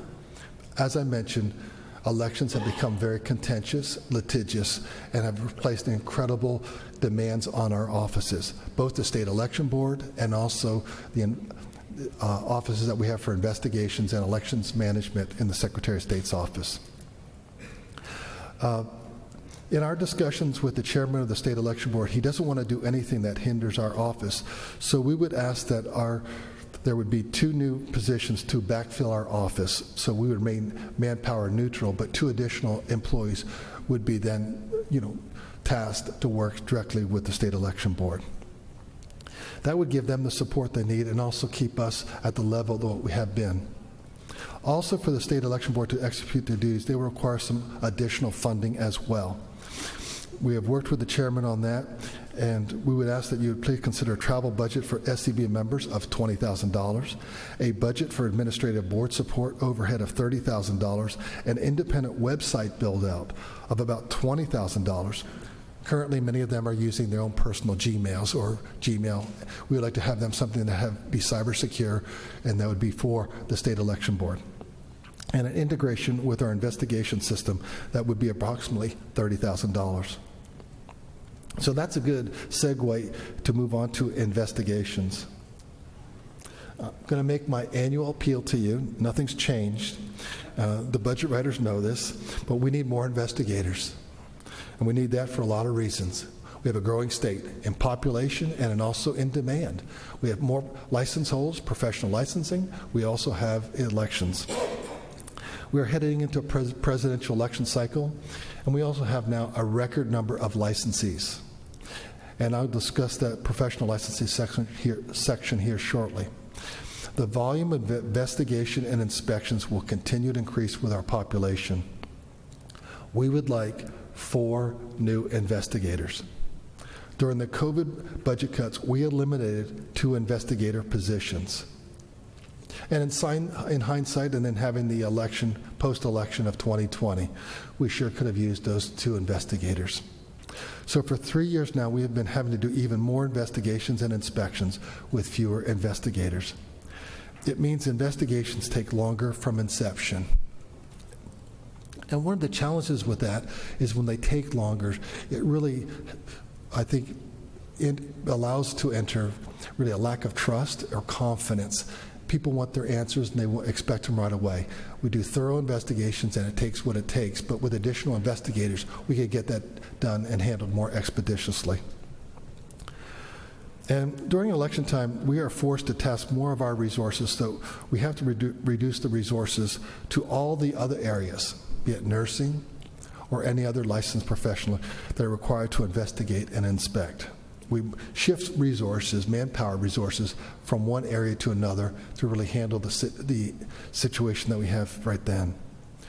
We are grateful for the appropriation for 23 vehicles for our investigators to replace those that have reached the end of their useful life. We had cars out there with well over 150,000 miles on them, and we were spending lots of money on repairs just to keep them on the road. But our hardworking, post-certified investigators need vehicles, and unfortunately, the 40-year high inflation cut back the number of vehicles that we could purchase. You authorized 23, but we only had the money for 17 just due to inflation. Not your problem, not our problem. It's really the problem. It's a national problem, but that's the situation we ended up with. We would then respectfully ask that we consider appropriating dollars for these final 6 vehicles to get us up to the 23. That would be about $120,000. As it relates to our overhead, that's the administration division. We have no proposed changes in the amended budget and only the 2,000 employee COLA in the FY 2024. We can do more with less. We are in good shape in this division, and we are pleased with the proposal. Next up is our professional licensing division. We have 42 licensing boards that currently license 55,000 people in various trades and professions. In the last fiscal year, we saw a record 262,000 renewals and a near record of 50,206 new licenses issued. The total revenue produced from fees and fines was almost $22.1 million in that period. To give you some perspective, in our 2018 appropriated dollars for the PLB, it was $8.5 million. The state dollars appropriated for this current fiscal year, 4 years later, is $8.5 million. We continue to do more with less, but that is causing stress on our staff, and we are seeing turnover. People are just getting burnt out. And it also gets down to being able to respond to license holders. We want to be able to support the members that are on the boards so that they can get the responses that they need and they can have the paperwork flow. Because if you have members, your constituents in your districts, be it whatever license, if they feel that they're not getting a timely response, they're going to reach out to you. And we want to make sure that we have a minimization of those calls to you. We want to make sure that we can really serve the people of Georgia. We continue to see record applications, record licensure, and obviously record renewals with a 30% increase year over year. With the growth in population, we're going to continue to see that steady growth in all these areas. We are still in the process of replacing our legacy licensing system, which is over 20 years old. Hard to believe. The legislature redirected a little over $4 million in bond funds in the current budget for the replacement IT build-out. So we are going to have a go-live schedule that will begin in the spring and go through the fall. We're going to roll out the system by trade. We don't want our employees operating in 2 systems at the same time. We believe that this technology is really going to improve the response times and also the response experience that we'll be able to provide license holders. It's going to enhance user experience, and it's going to cut down on the back and forth between applicants and analysts. It will establish a dashboard for applicants so they can have visibility on the dashboard of where they are in the process and will not have to have an analyst examine an application until that application is actually complete. The applicant will see what they are lacking in real time instead of waiting for one of our staff to tell them what they are missing. We think that this automation and systematization will be key to handling the ever-increasing volume. Also, as an update, I want to let you know we are working with the engineers to stand up their independent but administratively attached board and hope to have a MOU, a Memorandum of Understanding, with them quite shortly. We're also aware of the nursing shortage. So we're putting more resources towards supporting the nursing board to move as many nurses into the field as possible. And by more resources, I mean more personnel. To help in this area, we would like to have 2 new positions to process nursing licenses. Also in the new system, we will establish a direct connection to share nursing workforce information with state entities to help them address nursing shortages regionally, which will be a help to rural Georgians. This remains a priority for our office. The final division I'd like to review is Securities and Charities. This division protects Georgians and their financial futures and helps strengthens our position as the #1 state to do business. They manage a total of nearly 306,000 registrations. The total revenue that was produced from this division was nearly $13.6 million. We run the division on about 1.1. On that front there, this division manages the Invest Georgia Exemption, IGE. So far, 120 companies have taken advantage of the IGE. We are the #1 state in the country for using the Securities and Exchange Commission exemption. In fact, 50% of the capital raised under this SEC rule across the entire nation has been raised in Georgia. We're going to continue to grow our financial training programs, which is through our She Leads program, which focuses on female entrepreneurs. We also have launched a high school financial literacy program, and we will refine and expand that. Please reach out to our office if you would like to offer any of your local high schools, and we'd love to come out and present that program to you folks. We're reviewing our internal systems in this division to see what we need to do in a capital IT project to enhance and upgrade their systems, as we've had in other divisions. But this review has not reached a point where we can request additional capital dollars as of yet. But I anticipate by next year we could be asking you that with our plan. But I just wanted to give you a heads up. On the attached agencies, the main change we see is in the amended budget is for the Cannabis Commission with $120,963 to cover the cost for OSIM hearings. We believe this is a necessary amendment to allow them to do their work. And real estate just keeps professionally doing their job. I anticipate fiscal year 2024 will be another year of unexpected challenges and successes. I want to thank you for the work and your time here today. I and my staff stand ready here to answer any questions you might have. Thank you, Mr. Secretary. And we have the chair of the Medical Cannabis Commission here. Yeah, I think we'll handle questions in his presentation in subcommittee. Sorry, because we are pressed.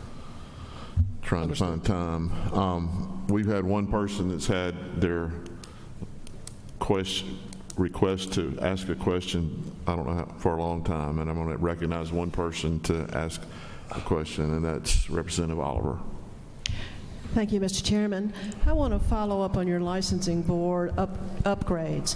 From the Workforce Subcommittee of Behavioral Health, we had a significant amount of testimony about the modernization needs for this board. I'm also interested in part of that testimony that's in the report comes about your efforts to license foreign-trained professionals and the barriers there. Will your new system address new ways to make Georgia more in the mainstream to license foreign-trained professionals and from other states? Thank you. That currently isn't on part of our program. This is really a technology upgrade really to improve the process, but we would love to sit down with you because whatever we can do to help people become active participants in the workforce, we will certainly do. So if you want to connect us, we'll have those discussions, and we can do that while we're implementing the software. But we definitely want to make sure that we're just a welcoming place to get new professionals up and running here in the state of Georgia. I'll follow up with you. Thank you. Please do. Thanks. Thank you, Mr. Secretary. Sorry to cut things short, but I keep getting texts and messages from people and looks. So thank you, and we appreciate the job you're doing, and keep it up. And we'll look forward to hearing more in subcommittee. Thank you, Chairman. Thank you, member. We are adjourned until 12 o'clock. Till 1 o'clock. 1 o'clock. We're going to stick to the afternoon schedule. 1 o'clock.